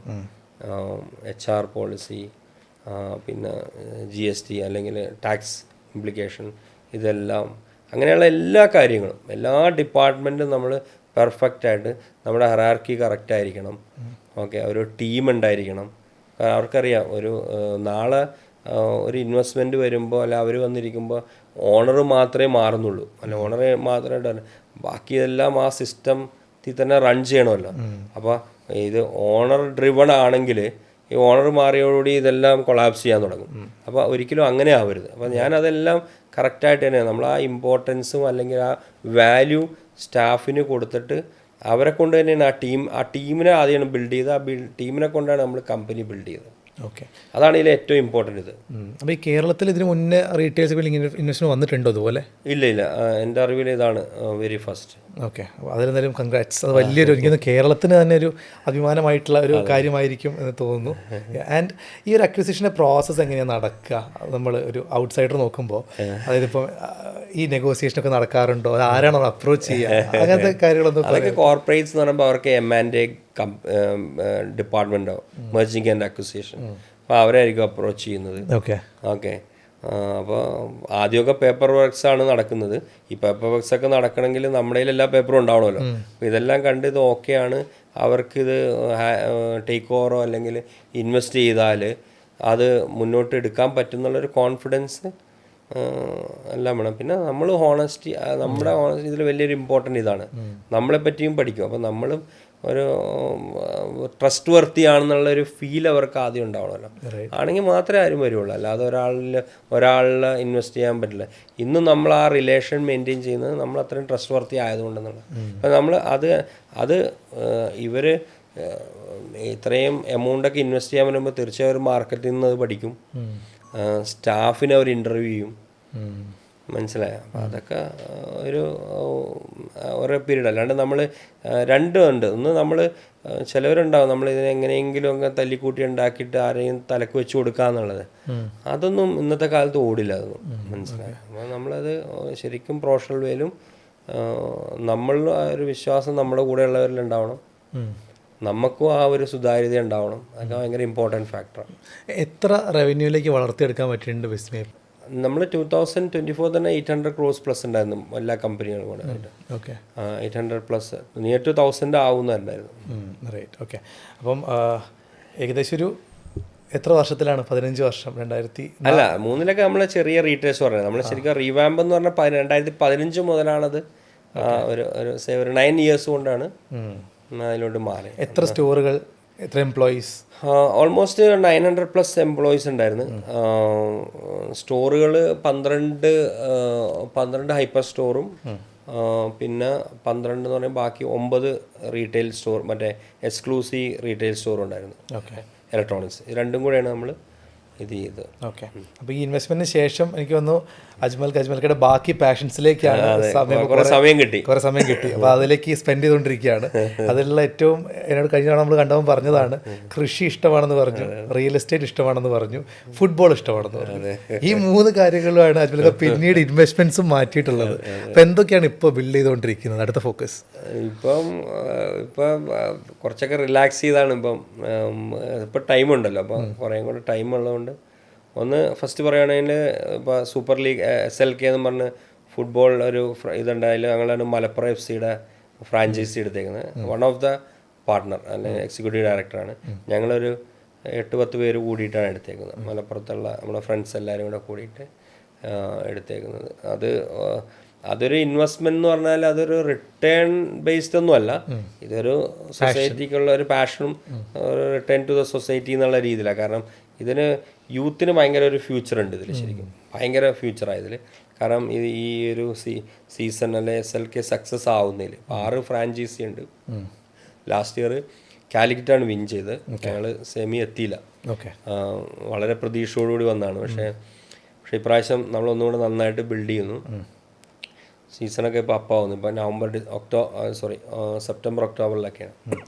എനിക്ക് കേരളത്തിൽ ഫുട്ബോളിന്റെ ചോരയിലുള്ള ആളുകളാണ് മലപ്പുറം. അതെ, അതുകൊണ്ടാണ് മലപ്പുറത്തോട്ട്. ഞാൻ എറണാകുളംകാരനാണ്, എന്നാലും മലപ്പുറം എന്ന് പറഞ്ഞാൽ നമ്മുടെ ഫ്രണ്ട്സൊക്കെ കൂടുതൽ അവിടെ ഉള്ളതുകൊണ്ടാണ്. പിന്നെ ഇതെന്ന് പറഞ്ഞാൽ നമുക്ക് ഒരാളെ കൊണ്ട് ചെയ്യാൻ പറ്റുന്ന കാര്യമല്ല, ഇതിനൊരു ടീം വേണം. പിന്നെ ഇതിലൊരു ടീം മാത്രമല്ല, നമ്മളിതൊരു കൺസോർഷ്യമുള്ള, അതിലൊരു രസവും കൂടെ ഉണ്ടല്ലോ. നമ്മൾ വേണ്ടി വേറെ പല ഐഡിയാസ് ഇതിൽ ഉരുതിരിഞ്ഞു വരും. മനസ്സിലാക്കേണ്ടത് ഫുട്ബോൾ മാത്രമല്ല, ഫുട്ബോൾ നമ്മൾ ഒപ്പം നിന്ന് ഡെവലപ്പ് ചെയ്യുമ്പോൾ സമാന ചിന്താഗതിക്കാരെ പല ബിസിനസ്സിലെ വെറ്ററൻസുമായിട്ടാണ് നമ്മൾ ഇത് ചെയ്യുന്നത്, അപ്പോൾ കണക്ട് ചെയ്യുന്നത്.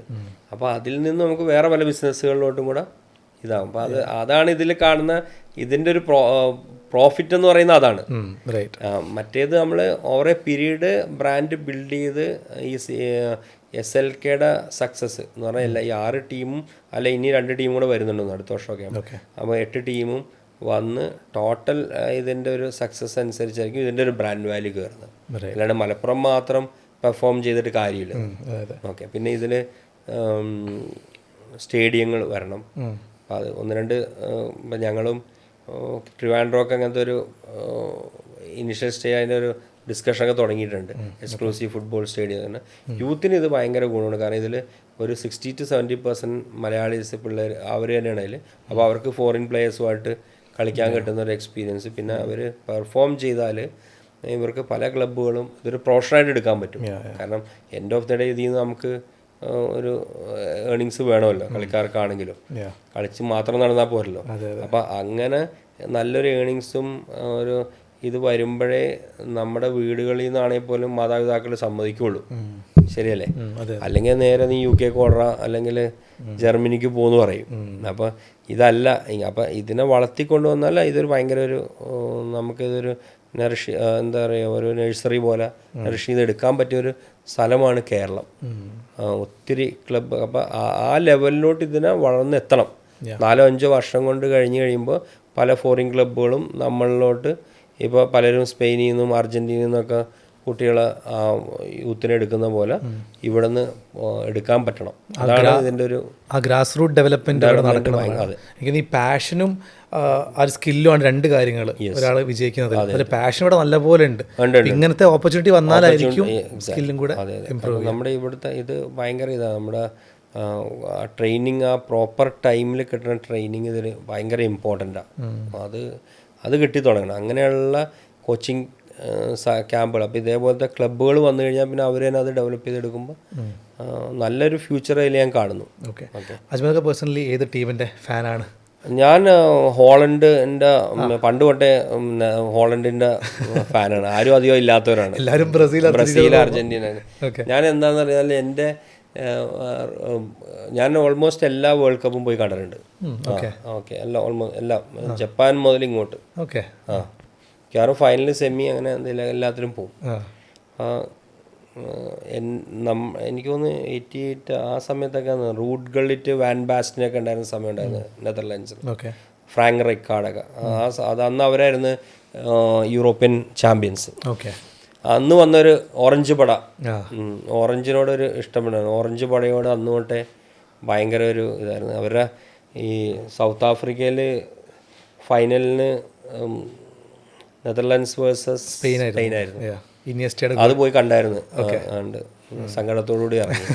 അതായത് റീസെന്റ് അവരെല്ലാപ്പോഴും കളിക്കും, നന്നായിട്ട് കളിക്കും. ഭയങ്കര അവർ കളിക്കുന്ന ഒരു മാച്ചായിരിക്കും ഏറ്റവും ടഫസ്റ്റ് ആൻഡ് റഫസ്റ്റ്. രണ്ടും ഉണ്ട്. അത് ഈ ഏതൊരു റെക്കോർഡ് നമ്പർ ഓഫ് യെല്ലോ കാർഡ്സും അടിക്കുന്ന ഒരു കുറവില്ല. അപ്പോൾ എന്താണ് സ്റ്റേഡിയത്തിലും അടിയാ. അങ്ങനെ അങ്ങനെ സ്റ്റേഡിയത്തിലും ഇച്ചിരി അടി കൂടുതലായി വരും. അന്നും ഫൈനലൊന്നും ഭയങ്കര, ഞാനൊന്ന് കളി കാണാണ്ട ഫൈനൽ. അപ്പോൾ കളി കഴിഞ്ഞിട്ടും ഭയങ്കര അടിയുമ്പോൾ വരുന്നു സ്പെയിനുമായിട്ട്.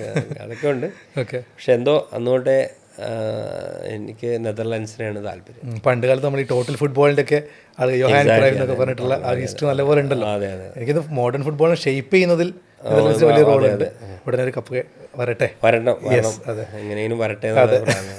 അപ്പോൾ ആദ്യത്തെ പാഷൻ ഫുട്ബോൾ, അഗ്രികൾച്ചർ, ഫാമിങ് പണ്ട് തൊട്ട്. ഇപ്പം ഞാൻ പറഞ്ഞില്ല, എൻ്റെ സൈഡ് ബിസിനസ് ഇതൊക്കെ ഈരാറ്റുപേട്ടയിൽ നിന്നാണ്. അവരുമൊക്കെ ഈ കൃഷിയിലോട്ട് നന്നായിട്ട് ഫാമിങ് ഇതിലൊക്കെ ഉണ്ടായിരുന്നുകൊണ്ട് അവിടെ നിന്ന് കിട്ടിയതായിരിക്കും. കൃഷിയോടും ഭയങ്കര താല്പര്യമായിരുന്നു ചെറുപ്പം പോലെ. അപ്പം ഫാം തുടങ്ങണം അല്ലെങ്കിൽ അങ്ങനെയുള്ള. അപ്പോൾ എൻ്റെ ഈ ഇലക്ട്രോണിക്സും ഇത് കൂടെ തന്നെ എനിക്കൊരു കമ്പനി കൂടെ ഉണ്ടായിരുന്നു, ഇമ്പോർട്ടൊക്കെ, ഫ്രൂട്ട്സ് ആൻഡ് വെജിറ്റബിൾസിൻ്റെ ഇമ്പോർട്ട് എക്സ്പോർട്ട് ഇതൊക്കെ ഉണ്ട്. അപ്പോൾ ഞാൻ സ്റ്റിൽ അത് ഞാൻ ഒന്നും കൂടെ ഇപ്പോൾ നന്നായിട്ട് ഡെവലപ്പ് ചെയ്തെടുത്തതാണ് ഈ നെട്ടൂർ ആഗ്രോ എന്നും പറഞ്ഞു. അതെ. അപ്പോൾ നമ്മൾ നോക്കുന്ന അത് ഈ പറഞ്ഞ പോലെ ഭയങ്കര ഒരു ടഫ് ശരിക്കും നമ്മൾ നന്നായിട്ട് വർക്കൗട്ട് ചെയ്ത് നല്ല വർക്ക് ചെയ്തെടുത്താലേ ഉള്ളൂ. അതിൽ ഏറ്റവും വലിയ ഡാമേജ് എന്ന് പറഞ്ഞാൽ ഡംബും ഷ്രിങ്കുമാണ്. ഡംബായി പോകുന്നതും ഷ്രിങ്കും. അപ്പോൾ അത് ഏറ്റവും കുറച്ച് നിർത്തുന്നതാണ് നമ്മുടെ പ്രോഫിറ്റ്. ഓക്കെ. പിന്നെ സോഴ്സിൽ നിന്ന് പ്രൊഡ്യൂസ് ചെയ്യുന്നിടത്ത് തന്നെ നമ്മൾ ബൈ ചെയ്യുന്നതും ബൈയിങ് മെത്തേഡും ഇതൊക്കെയാണ്. പിന്നെ സീസൺ നമ്മൾ അറിഞ്ഞിരിക്കണം. ഒത്തിരി കാര്യങ്ങൾ, ഒത്തിരി ഡാറ്റാസ് വെച്ച് കളിക്കേണ്ട ഒരു കാര്യം ഇതാണ്. അപ്പം നമ്മളിപ്പോൾ പല ഇവിടുത്തെ റീറ്റെയിൽ സ്റ്റോറുകളിലോട്ടും സപ്ലൈ ഉണ്ട്. റിലയൻസിലോട്ടുണ്ട്, ലുലു, അങ്ങനെ പലയിടത്തും ഉണ്ട്. ഞാനതുപോലെ ഇപ്പം സോഷ്യൽ മീഡിയ വഴി അപ്ഡേറ്റ്സ് കാണാറുണ്ട്. കൊച്ചിയിലെ മേജർ റെസ്റ്റോറൻറ്റ്സിലൊക്കെ കുറേയൊക്കെ സപ്ലൈ ഉണ്ട്. ഹോട്ടൽ, റെസ്റ്റോറൻറ്റും കാറ്ററിംഗ് യൂണിറ്റിലൊക്കെ സപ്ലൈ നന്നായിട്ട് വരുന്നത്. അപ്പോൾ ഇത് ഒത്തിരി പേര് പണ്ട് തൊട്ടേ ചെയ്യുന്നതാണ്. പലരും ചെയ്ത് നിർത്തിപ്പോയേക്കുന്നവരുമാണ്. നമ്മൾ അതിനെ ഒന്നും കൂടെ ഒരു പ്രൊഫഷണൽ വേയിൽ ചെയ്ത് കൊണ്ടുവരാനുള്ള കുറച്ചും കൂടെ എന്താ പറയുക ടെക്നോളജി ഡ്രിവണും ആ ലെവലിൽ അതേപോലെ തന്നെ കുറേയും കൂടെ ഫ്രഷ് സാധനം എത്തിക്കാൻ പറ്റും. പലരും ഇവിടെ ചെയ്യുന്നതെന്ന് പറഞ്ഞാൽ ഇപ്പോൾ നിങ്ങൾക്കറിയാം, ഫ്രൂട്ട്സ് ആൻഡ് വെജിറ്റബിൾസ് അല്ലെങ്കിൽ വെജിറ്റബിൾസ് വരുന്നത് ഏതെങ്കിലും ലോറിയുടെ മുകളിൽ ഇട്ടുകൊണ്ടായിരിക്കും വരുന്നത്, അല്ലെങ്കിൽ അങ്ങനെ ഡംപ് ചെയ്തായിരിക്കും വരുന്നത്. നമ്മൾ കൂടുതൽ ചെയ്യുന്നത് സോഴ്സിൽ നിന്ന് തന്നെ ഇതിനെ ഗ്രേഡ് ചെയ്ത് ഏറ്റവും ബെസ്റ്റ് പ്രൊഡ്യൂസ് എടുത്തിട്ട് നമ്മുടെ ഓൺ ലോജിസ്റ്റിക്സിൽ, നമ്മുടെ ഓൺ വെഹിക്കിളിൽ, റീഫർ വണ്ടികളിൽ, റീഫർ എന്ന് പറഞ്ഞാൽ കോൾഡ് ചെയിൻ, ഓക്കെ, റെഫ്രിജറേറ്റഡ് വണ്ടികളിലാണ് നമ്മൾ എൻഡ് യൂസർക്ക് എത്തിക്കാൻ നോക്കുന്നത്. ഒരു പരിധിവരെ ആ നെറ്റ്വർക്ക് കറക്റ്റായി തുടങ്ങി. അപ്പോൾ എന്ന് പറഞ്ഞാൽ അത്രയും ഫ്രഷ് ഇന്ന് പറിക്കുന്ന പ്രൊഡക്റ്റ് പറ്റുമെങ്കിൽ അന്ന് രാത്രി അല്ലെങ്കിൽ അടുത്ത ദിവസം വെളുപ്പിന് നമുക്ക് കസ്റ്റമറിലോട്ട് എത്തിക്കാൻ പറ്റുന്ന രീതിയിൽ അത്രയും ഫ്രഷായിട്ട് എത്തിക്കാൻ നോക്കുന്നു. ഓക്കെ. അപ്പോൾ ആ ക്വാളിറ്റിയിലാണ് ഞാൻ അപ്പോൾ കൂടുതൽ ഇൻവെസ്റ്റ് ചെയ്യുന്നത്. ഓക്കെ. അപ്പോൾ ഇനി ഞാൻ ഫ്യൂച്ചർ കാണുന്നത് അതിലാണ്. ഓഫ് കോഴ്സ് നമുക്ക് മറ്റേടെ നിന്നുള്ള ത്രെട്ട് എപ്പോഴും ഉണ്ടാവും. കാരണം ഇതേ പ്രോഡക്റ്റ് നമ്മളിങ്ങനെ കൊണ്ടുവരുമ്പോൾ അതിനൊരു കോസ്റ്റ് ആഡ് ചെയ്ത് വരും. ഇതേ ഇപ്പോൾ ടൊമാറ്റോ ഇങ്ങനെ വരുന്നതും അല്ലാതെ വണ്ടിയിൽ തമിഴ് വണ്ടിയിൽ വലിഞ്ഞു കയറി വരുന്നതും തമ്മിലൊരു കോസ്റ്റ് ഡിഫറൻസ് ഒക്കെ ഉണ്ടാവുമായിരിക്കും. പക്ഷെ എന്നാൽ പോലും നമ്മുടെ ഇതിൻ്റെ ലൈഫ് ഡംപ് കുറവ് ഇതിനായിരിക്കും, കസ്റ്റമറുടെ മുമ്പിൽ അത് പ്രസൻറ്റ് ചെയ്യുമ്പോൾ, കാരണം അത് ഞാൻ അതാ പറഞ്ഞു വന്നത്, ഓർഗനൈസ്ഡ് റീറ്റെയിൽ കൂടുന്നതനുസരിച്ച് ഇതിനാണ് കൂടുതൽ ഇൻട്രസ്റ്റ്. കാരണം അവർക്കത് സ്റ്റോറിൽ പ്രസൻറ്റ് ചെയ്യുമ്പോൾ ആ ഒരു ക്വാളിറ്റി അതിൽ കാണും. അപ്പോൾ ഞാൻ അതിൻ്റെ ഒരു ഫ്യൂച്ചർ കണ്ടുകൊണ്ടാണ് അതിലോട്ട് കൂടുതൽ ഇൻവെസ്റ്റ് ചെയ്ത് ഇത് ചെയ്യുന്നത്. നല്ല രീതിയിൽ ഇപ്പോൾ ഡെവലപ്പ് ചെയ്തുകൊണ്ട് പിന്നെ ഇമ്പോർട്ട് ഫ്രൂട്ട്സ് വരുന്നുണ്ട്. ഇപ്പോൾ അറിയാം, ആക്ച്വലി പണ്ടൊക്കെ എന്ന് പറഞ്ഞാൽ നമുക്കിപ്പോൾ 2-3 മാസമൊക്കെ ആയിരിക്കും ആപ്പിൾ ആകെ അവൈലബിൾ ഇവിടുത്തെ സീസൺസ്. ഇപ്പോൾ 365 ഡേയ്സിലും ആപ്പിൾ ഒക്കെ അവൈലബിൾ ആണ്. കാരണം എല്ലാ കൺട്രീസിൽ നിന്നും വരും. ഞങ്ങൾ തന്നെ ഇപ്പം പോളണ്ട്, ചിലി, ന്യൂസിലാൻഡിൽ നിന്നൊക്കെ ഇമ്പോർട്ട് ചെയ്യുന്നുണ്ട്. പിന്നെ സിട്രസ് ഈജിപ്തിൽ നിന്ന് വരുന്നുണ്ട്, സൗത്ത് ആഫ്രിക്ക വരുന്നുണ്ട്. അപ്പോൾ അത് കേരളം വലിയൊരു മാർക്കറ്റുമാണ് ഈ പ്രൊഡ്യൂസിൻ്റെ ഒക്കെ. എല്ലാ ഓൾ ഇന്ത്യ ലെവലിൽ തന്നെ ഭയങ്കരമായിട്ട് ഗ്രോ ചെയ്യുന്ന. ബോംബെയാണ് ഇതിൻ്റെ ഒരു മെയിൻ ഹബ്ബ് നെറ്റ്വർക്കിങ്ങിൻ്റെ. അപ്പോൾ ഈ നല്ല സാധനങ്ങൾ കിട്ടുന്നത് ഇവിടെ ഭയങ്കര കുറവാണ് ആക്ച്വലി. കാരണം ഒരുപാട് അത് അവിടെ ചാലഞ്ച് എന്ന് വരുന്നത് ഈ പറഞ്ഞ പോലെ സപ്ലൈ ചെയിൻ ആയിരിക്കാം, പല പ്രശ്നങ്ങളുമുണ്ട്. അപ്പോൾ അതാണ് നെട്ടൂരാഗ്രയുടെ മേജർ നമ്മൾ ആ ഒരു ഇതാണ് ക്രാക്ക് ചെയ്യാൻ നോക്കുന്നത്. ഓക്കെ, ഇവിടെ പറഞ്ഞു ഇപ്പം പെട്ടെന്ന് പെരിഷബിൾ ഗുഡ്സ് ആണല്ലോ ഇതൊക്കെ. ഇപ്പം ഈ ലോജിസ്റ്റിക്സിൻ്റെ കാര്യം മാത്രമല്ലാതെ ഇപ്പം എൻഡ് കസ്റ്റമറിലേക്ക് മേ ബി ഇപ്പോൾ ഒരു റെസ്റ്റോറൻറ്റിലേക്ക് നമ്മൾ സാധനം എത്തിക്കുകയാണ്, അപ്പോഴും ഈ സ്വന്തം ലോജിസ്റ്റിക്സിലൂടെ ചെയ്യുന്നത് കൊണ്ടാണോ അവിടെ അവർക്ക് പ്യുവർ സാധനം കിട്ടുന്നത്, അല്ലെങ്കിൽ അവിടെ വേറെ എന്തെങ്കിലും സ്ട്രാറ്റജീസോ ടെക്നോളജിയുടെ വേറെ എന്തെങ്കിലും യൂസ് അവിടെ വരുന്നുണ്ടോ? ഇപ്പം നമ്മൾ ചെയ്തു വരുന്നത് അവർക്ക് വേണ്ട രീതിയിൽ ആ ഫാമേഴ്സിൻ്റെ നിന്ന് നമ്മളിപ്പോൾ ഒരു മിഡിൽ മാനെ ഒഴിവാക്കിയിട്ട് ഞങ്ങൾ എന്താ ചെയ്യുന്നത് വെച്ചാൽ ഗ്രൂപ്പ് ഫാമിംഗ് ആണ്, അതിൻ്റെ കോൺട്രാക്ട് ഫാമിംഗ് ആണ് ചെയ്യുന്നത്. ഓക്കെ അപ്പോൾ ഞങ്ങൾ ഊട്ടിയിൽ ഞങ്ങൾക്ക് കോൺട്രാക്ട് ഫാമിംഗ് ഉണ്ട്. ഒരു സെറ്റ് ഓഫ് ഒരു 20-25 ഫാമേഴ്സിൻ്റെ ഇടയിൽ ഞങ്ങളുടെ കളക്ഷൻ സെൻറ്റർ. ഓക്കെ, അപ്പോൾ എന്താ ഗുണമെന്ന് വെച്ചാൽ ഇവർക്ക് ഈ പ്രൊഡ്യൂസ് മണ്ടി എന്ന് പറഞ്ഞാൽ അവരുടെ അവിടെ കൊണ്ടുപോയി വിൽക്കുന്നതിനേക്കാളും 1 രൂപ കൂടുതൽ ഞങ്ങൾ കൊടുക്കും. 1 or 2 rupees ഞങ്ങൾ എക്സ്ട്രാ കൊടുക്കും. അപ്പോൾ അവർക്കും സുഖം എന്താണെന്ന് വെച്ചാൽ അപ്പോൾ കട്ട് ചെയ്ത് തന്നെ ഞങ്ങളുടെ കളക്ഷൻ സെൻറ്ററിൽ വരുന്നു. അന്ന് തന്നെ അവരുടെ പേയ്മെൻറ്റ് കിട്ടുന്നു, വേറെ കമ്മീഷനൊന്നും അതിൽ പോകുന്നില്ല. ഞങ്ങളുടെ അഡ്വാൻറ്റേജ് എന്ന് വെച്ചാൽ ഞങ്ങൾക്ക് അതിൽ ഏറ്റവും നല്ലത് ഗ്രേഡ് ചെയ്തെടുക്കാം. The best they give to us. Okay, ബാക്കിയുള്ളതേ അവർ മണ്ടിയിലോട്ടൊക്കെ പോവുള്ളൂ. ഓക്കെ, അപ്പോൾ ആ പ്രൊഡ്യൂസ് നമ്മുടെ അവിടെ തന്നെ കിട്ടുന്നു. അതിനപ്പം തന്നെ നമ്മൾ ഹാൻഡിൽ ചെയ്യുന്നത് സാധാരണ നോർമലി എല്ലാവരും ചാക്കിലൊക്കെ ഇട്ടിട്ടൊക്കെ കൊണ്ടുവരുന്നത്. ഞങ്ങളെല്ലാം ക്രേറ്റ് സിസ്റ്റത്തിലോട്ട് മാറ്റി ക്രേറ്റിൽ വെക്കുന്നു. ഇനി അതിന് അവിടെ നിന്ന് തന്നെ ക്ലിങ് റാപ്പ് ചെയ്യണമെങ്കിൽ അങ്ങനെ ചെയ്യും, അല്ലെങ്കിൽ പേപ്പറിൽ കവർ ചെയ്യണമെങ്കിൽ അങ്ങനെ ചെയ്യും.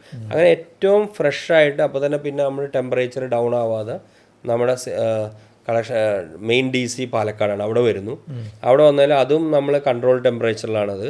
അവിടെ നിന്ന് അടുത്ത ഓർഡറിനനുസരിച്ച് ഇത് ചെയ്ത് ഓരോ സ്റ്റോറുകളിലോട്ടുള്ള അനുസരിച്ച് ഇപ്പോൾ എറണാകുളത്തോട്ടുള്ളതാണ് ഒരു വണ്ടിയിലോട്ട് ആ എറണാകുളത്തുള്ള പല കടകൾക്കുള്ള സാധനം ഒരു വണ്ടിയിൽ കയറി വരുന്നു. അപ്പോൾ അത്രയും നമ്മൾ ആ കോൾഡ് ചെയിൻ സിസ്റ്റം നമ്മൾ പൊട്ടാതെയാണ് പരമാവധി നമ്മൾ കൊണ്ടുവരാൻ നോക്കുന്നത്.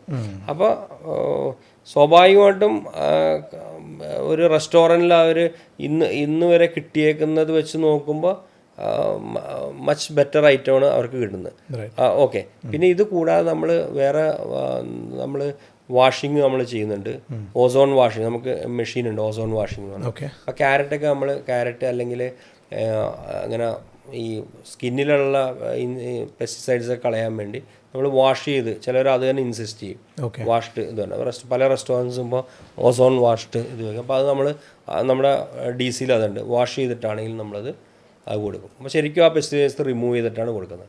എന്തായാലും നമ്മൾ എത്ര സേഫ് ടു ഈറ്റ് എന്നൊക്കെ പറഞ്ഞാലും ഒരു ട്രീറ്റ്മെൻ്റ് ഒന്നും നടത്തില്ല, ഈ വളമോ അല്ലെ കീടനാശിനിയൊന്നും ഇടാതെയൊന്നും പ്രൊഡക്റ്റുകളൊന്നും മാസ് പ്രൊഡക്ഷനൊന്നും എവിടെയും നടക്കുന്നില്ല. നമ്മുടെ വീട്ടിൽ തന്നെ നമ്മൾ ചെയ്യേണ്ടി വരും. അപ്പം പരമാവധി അതിനെ സേഫ് ടു ഈറ്റ് ആക്കുക, അതാണ് നമുക്ക് ചെയ്തു കൊടുക്കാൻ പറ്റുന്നത്. അപ്പം അങ്ങനെയുള്ള പ്രോസസ്സുകളൊക്കെയാണ് നമ്മൾ മെയിനായിട്ട് ചെയ്തെടുക്കുന്നത്. അപ്പോൾ കർഷകർക്ക് അവർ ഡിസേർവ് ചെയ്യുന്നതിനേക്കാൾ കുറച്ച് ബെറ്റർ ടൈമിൽ അവർക്ക് ടൈമിൽ ഇത് ഈവൻ ചില ഫാമേഴ്സിന് നമ്മൾ ക്രോപ്പ് കൾട്ടിവേഷനും നമ്മൾ ഫണ്ട് സപ്പോർട്ട് ചെയ്യും, അതും ചെയ്യും. അപ്പം അപ്പോൾ തിങ് ഈസ് അവരുടെ കണ്ടീഷൻ എന്ന് പറഞ്ഞാൽ അവരുണ്ടാക്കുന്ന എല്ലാം നമ്മൾ എടുക്കാൻ പ്രാപ്തനായിരിക്കണം. മനസ്സിലായി? അവരുടെ പ്രൊഡ്യൂസ് വന്ന് ഇന്ന് 2 ടൺ വന്ന് എനിക്ക് 500 കിലോ മതി എന്ന് പറയാൻ പറ്റില്ല.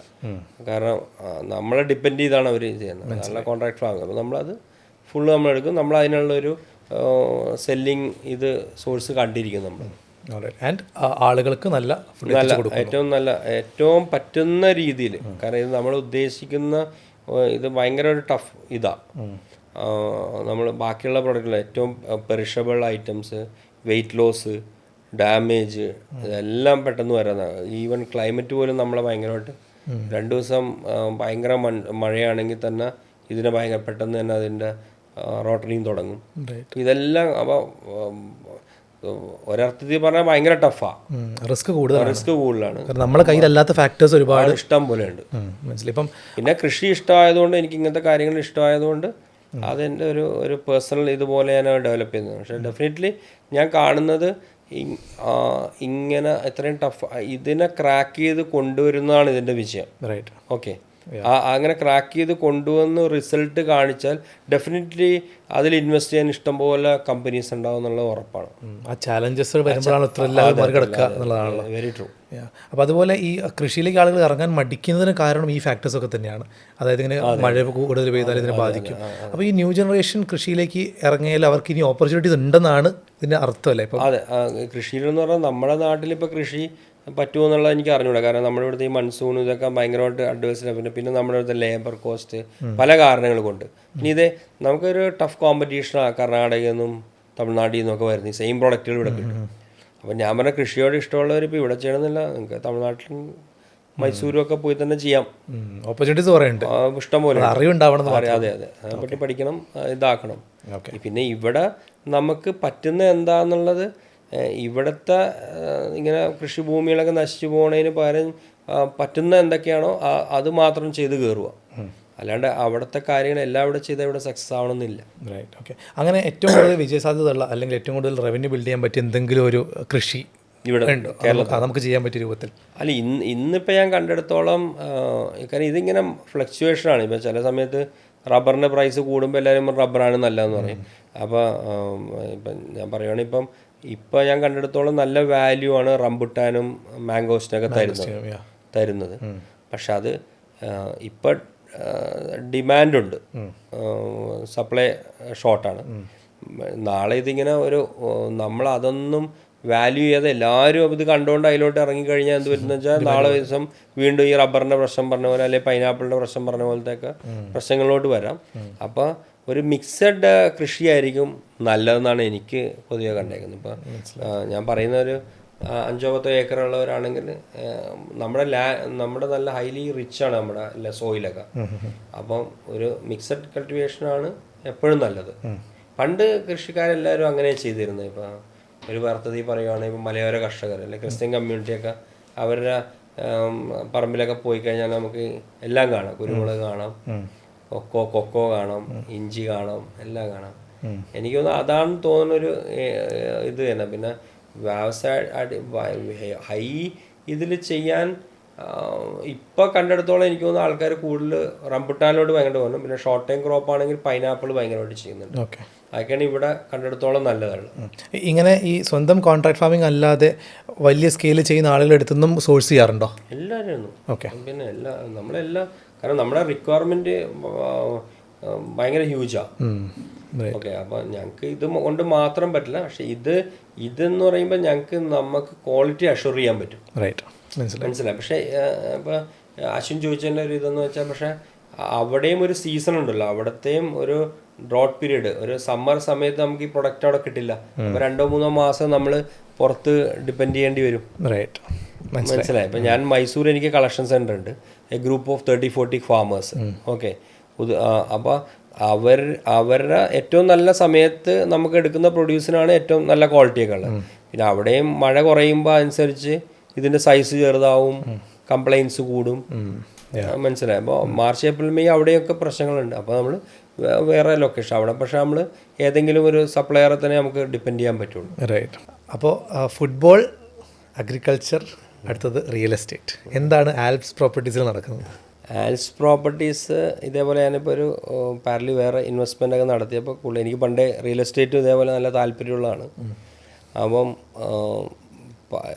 പണ്ടത്തെ ഒരു റിയൽ എസ്റ്റേറ്റ് എന്ന് പറഞ്ഞാൽ നമ്മുടെ ഇപ്പോൾ കാർന്നോമാരൊക്കെ ചെയ്ത് തന്നാൽ കുറേ സ്ഥലം മേടിച്ചിടുക, പിന്നെ എന്തെങ്കിലുമൊക്കെ വിറ്റുപോയാലായി, അങ്ങനെയുള്ളതാണ്. അതിനൊരു ഇന്നത്തെ ആ കൺസെപ്റ്റ് മാറി. അപ്പോൾ അതിലൊരു റവന്യൂ ജനറേഷൻ ഉണ്ടെങ്കിൽ മാത്രമേ നമുക്കത് റീസെയിലോ അല്ലെങ്കിൽ നമുക്ക് തന്നെ ഒരു ഇൻകം ഉണ്ടെങ്കിൽ നമുക്കൊരു ഇൻകം അതിൽ നിന്ന് അങ്ങനെ വരുള്ളൂ. അല്ലാതെ നമ്മുടെ ലിക്വിഡിറ്റി ക്രഞ്ച് കൊണ്ടുവരുന്നതിൽ കാര്യമില്ല. നമ്മുടെ ലിക്വിഡിറ്റി ബ്ലോക്ക് ആക്കിയാണ് ചെയ്യുന്നത്. ഇപ്പോൾ നമ്മൾ ഞാനിതിൽ മെയിനായിട്ട് ചെയ്യുന്നതെന്ന് വെച്ചാൽ നല്ല കമേഴ്ഷ്യൽ പ്രോപ്പർട്ടിയോ അല്ലെങ്കിൽ അതിൽ അവിടെ നമുക്ക് റവന്യൂ ജനറേറ്റ് ചെയ്യാൻ പറ്റും. ഫോർ എക്സാമ്പിൾ ഇപ്പോൾ നമ്മൾ MNCക്ക് ഒരു റീറ്റെയിൽ സ്റ്റോറിന് പറ്റിയ സ്ഥലമാണെങ്കിൽ അത് എടുത്തിട്ട് അവരുടെ സ്പെക്കിനനുസരിച്ച് ഒന്നില്ലെങ്കിൽ അഡ്വാൻസ് ആയിട്ട് അവരുടെ അടുത്ത് അവരുടെ സ്പെക്കിനനുസരിച്ച് തന്നെ റെൻറ്റ് ഫിക്സ് ചെയ്തിട്ട് പണിയും.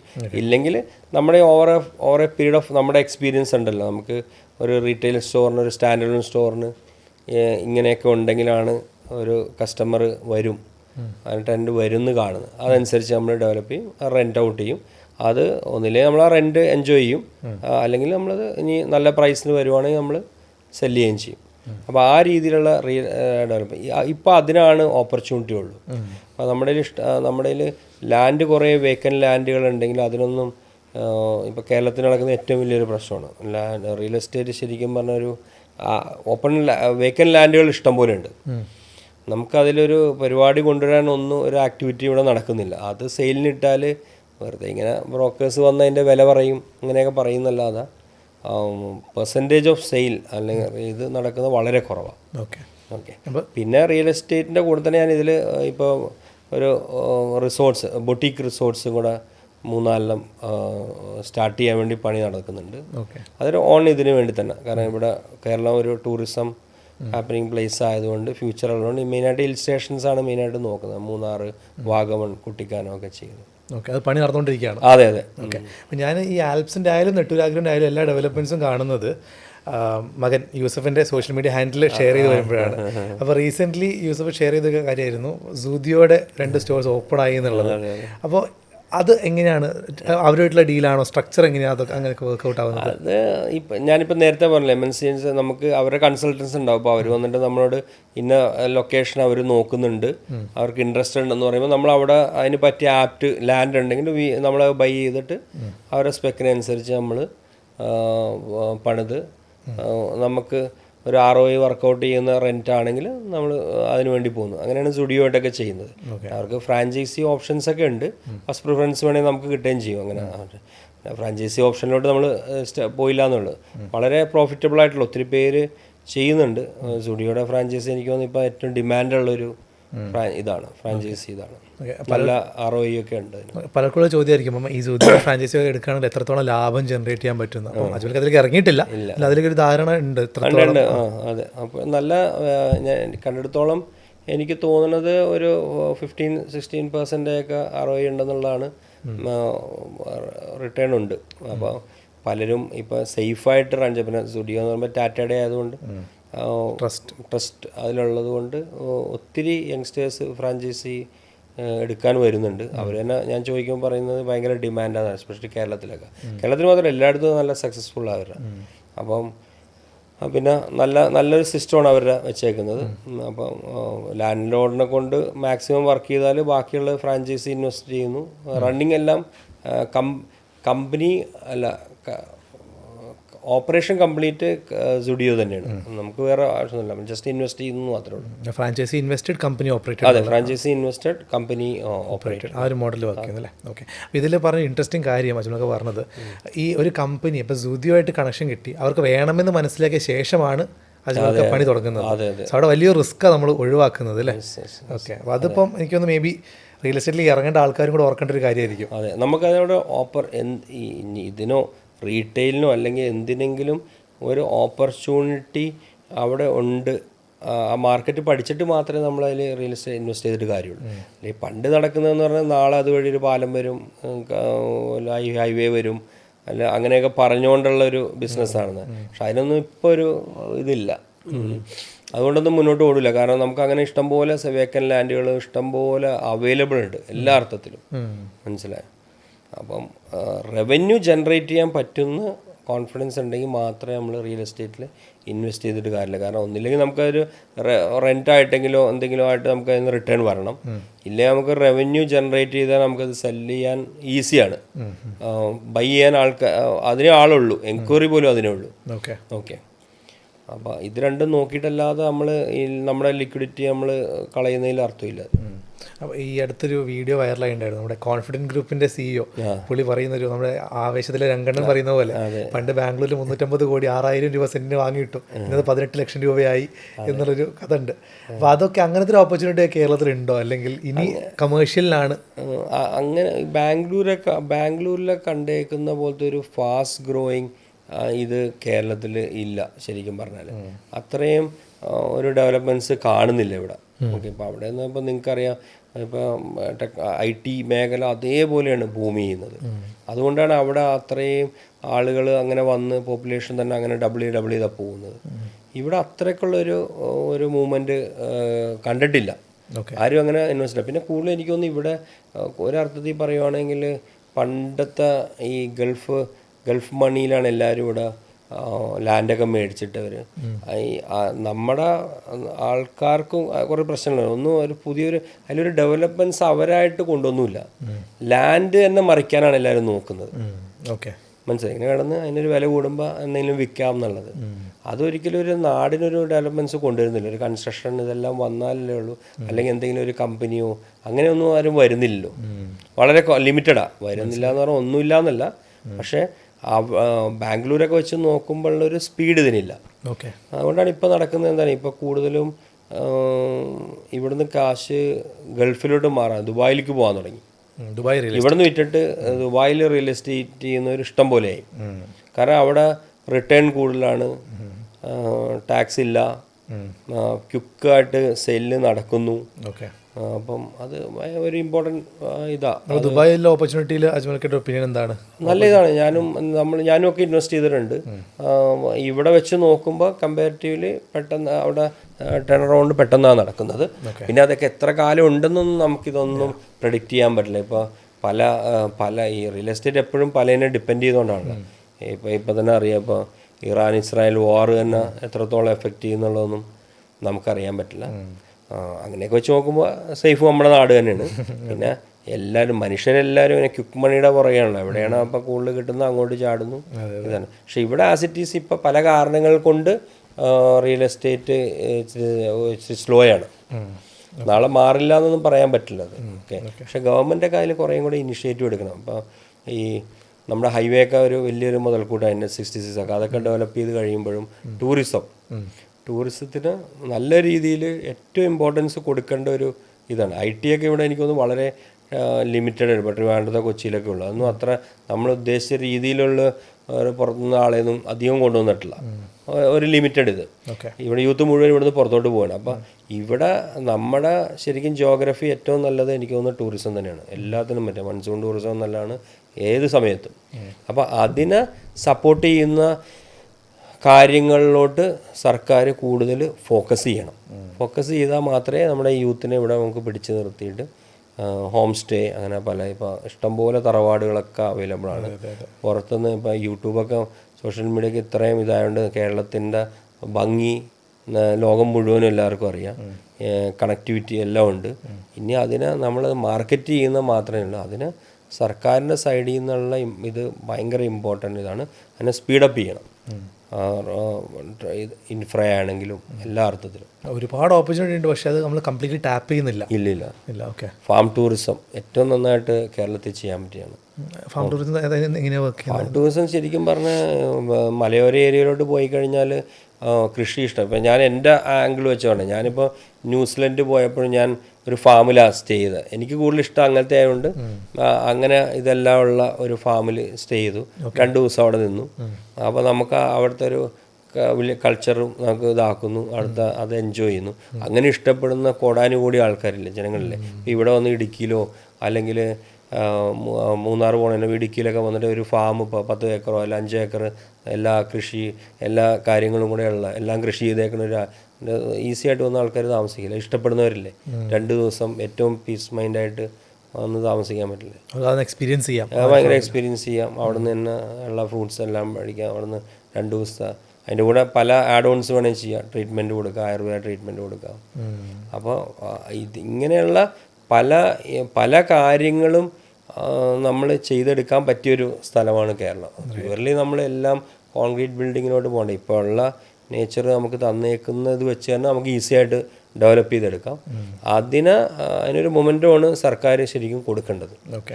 അപ്പോൾ നമ്മൾ റീസെൻ്റ്ലി ഞാൻ ഒരു ഫൗണ്ടർ കണ്ടിട്ടുണ്ടായിരുന്നു. പുള്ളിക്കാരൻ മെഡിക്കൽ ടൂറിസം മേഖലയിൽ ബിൽഡ് ചെയ്ത ഒരാളാണ്.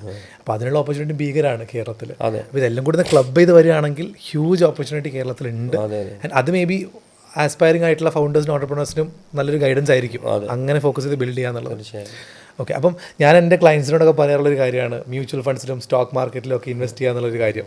കാരണം നമുക്ക് ചെറിയ എമൗണ്ട് വെച്ച് സ്റ്റാർട്ട് ചെയ്യാം, വളരെ ഈസി ആയിട്ട് ചെയ്യാൻ പറ്റും. പക്ഷേ റിയൽ എസ്റ്റേറ്റിൽ നിന്ന് വരുമ്പോൾ നമുക്ക് മനസ്സിലുള്ള കാര്യമാണ് വലിയൊരു എമൗണ്ട് കയ്യിൽ വേണം, അങ്ങനത്തെ പ്രശ്നങ്ങളൊക്കെ. മിനിമം ഒരു എത്ര എമൗണ്ട് ഉണ്ടെങ്കിൽ ഒരു സാധാരണക്കാരൻ റിയൽ എസ്റ്റേറ്റിലേക്ക് ഇറങ്ങാൻ പറ്റും? അതൊക്കെ എന്ത് ചെയ്യാം ഒരു മിനിമൽ ക്യാപിറ്റൽ വെച്ചിട്ട്? അങ്ങനെ എന്തൊരു സജഷൻ ഉണ്ടോ? റിയൽ എസ്റ്റേറ്റിൽ ഇപ്പം ലാൻഡ് ബൈങ് ഇപ്പോൾ അറിയാലോ, ഇവിടെ ഭയങ്കര കോസ്റ്റ് വന്നേക്കുന്നതാണ്. ശരിക്കും നമുക്ക് ഈ പറഞ്ഞ പോലെ ഞാൻ ഈ പറഞ്ഞ പോലെ ടൂറിസം ബേസ് ചെയ്തിട്ടുള്ള ഇത് ചെയ്യുവാണെങ്കിൽ നമുക്കിപ്പോൾ റെൻറ്റിന് കൊടുക്കുന്ന രീതിയിലോ പോലെ ഒത്തിരി തറവാടുകളൊക്കെ വേക്കൻ്റായിട്ട് കിടക്കുന്നുണ്ട്. ഇതൊരു 4-5 എടുത്തിട്ട് മെയിൻറ്റെയിൻ ചെയ്തിട്ട് ഇങ്ങനെ നമ്മൾ ഒരു വെബ്സൈറ്റ് ക്രിയേറ്റ് ചെയ്താൽ പോലും ഹോം സ്റ്റേ പർപ്പസിനൊക്കെ വരുന്നവർ ഇഷ്ടം പോലെ ഉണ്ട്. ഇത്ര ഫണ്ട് പോലും വേണ്ട, ഒന്നും വേണ്ട. അത് മെയിൻറ്റെയിൻ ചെയ്താൽ മതി. നല്ല നീറ്റ് ആൻഡ് ക്ലീൻ ആയിരിക്കണം, അല്ലേ? ഏറ്റവും നീറ്റ് ആൻഡ് ക്ലീൻ ആണ്, നല്ല വെൽ മെയിൻറ്റൈൻഡ്. ഒരിക്കലും നമ്മൾ ആരെയും ചതിക്കാൻ നിൽക്കരുത്. കാണിക്കുന്നത് അവിടെ വരുമ്പോൾ ഉണ്ടാവണം, അത് എൻജോയ് ചെയ്യണം. പിന്നെ അത് വേർഡ് ഓഫ് മൗത്താണ്, മൗത്ത് പബ്ലിസിറ്റിയിൽ പിന്നെ അത് ഡെവലപ്പ് ചെയ്തിടും. അപ്പോൾ ഇതെല്ലാം ആലപ്പുഴയിലൊക്കെ പലരും ചെയ്യുന്നുണ്ട്. പക്ഷേ അതിന് ഇനിയും അനന്തമായ സാധ്യതകളുണ്ട്. കാരണം നമ്മുടെ യൂത്തോ അല്ലെങ്കിൽ മലയാളീസ് ഇല്ലാത്ത രാജ്യങ്ങൾ വേറെ ഇല്ല. അപ്പോൾ ഇവരുമായിട്ടൊക്കെ ഒരു കണക്ഷൻ വെച്ചാൽ, അങ്ങനെ ഒരു കണക്ടിവിറ്റി കൊണ്ടുവരണം. അവർക്കും അതൊരു ബിസിനസ്സാവും. അവിടെ പോകുന്നവർ ആരെങ്കിലും ഇപ്പോൾ ഫ്രണ്ട്സോ കസിൻസോ ആരെങ്കിലും ഒക്കെ ഉണ്ട്. അപ്പോൾ അവിടെ നിന്ന് ആൾക്കാരെ കൊണ്ടുവരാൻ പറ്റുന്ന രീതിയിൽ ചെയ്താൽ ഈ രീതിയിൽ തന്നെ ഹോസ്പിറ്റാലിറ്റിയിൽ തന്നെ നന്നായിട്ട് കയറ്റിയെടുക്കാൻ പറ്റും. അതിൽ വേണമെങ്കിൽ ഒരു ബ്രാൻഡൊക്കെ ബിൽഡ് ചെയ്ത് ഈസി ആയിട്ട് ഭയങ്കരമായിട്ട് എടുത്തെടുക്കാൻ പറ്റും. ഓക്കെ. അജ്മൽക്കയുടെ ഒരു പേഴ്സണൽ ഫൈനാൻസിലുള്ള ഐഡിയോളജി പറയുമ്പോൾ ഞാനൊരു ഫൈനാൻസ് ക്രിയേറ്ററാണ്, പ്രൈമറിലി നമ്മൾ ഫൈനാൻസ് എഡ്യൂക്കേഷനാണ് കൊടുക്കുന്നത്. അപ്പോൾ ഈ സ്റ്റോക്ക് മാർക്കറ്റിലൊക്കെ പാർട്ടിസിപ്പേറ്റ് ചെയ്യുന്ന ഒരാളാണോ അജ്മൽക്ക്? അല്ലെങ്കിൽ വളരെ ലിമിറ്റഡ്. അപ്പോൾ മെയിൻ എന്താ ചില കാര്യങ്ങൾ നമുക്ക് ഈ ചെറുപ്പത്തിലൊരു പേടി കിട്ടുമല്ലോ. അപ്പോൾ എൻ്റെ മൂത്ത ബ്രദർ ഷെയറിൽ നന്നായിട്ട് ഇൻവെസ്റ്റ് ചെയ്യുമായിരുന്നു.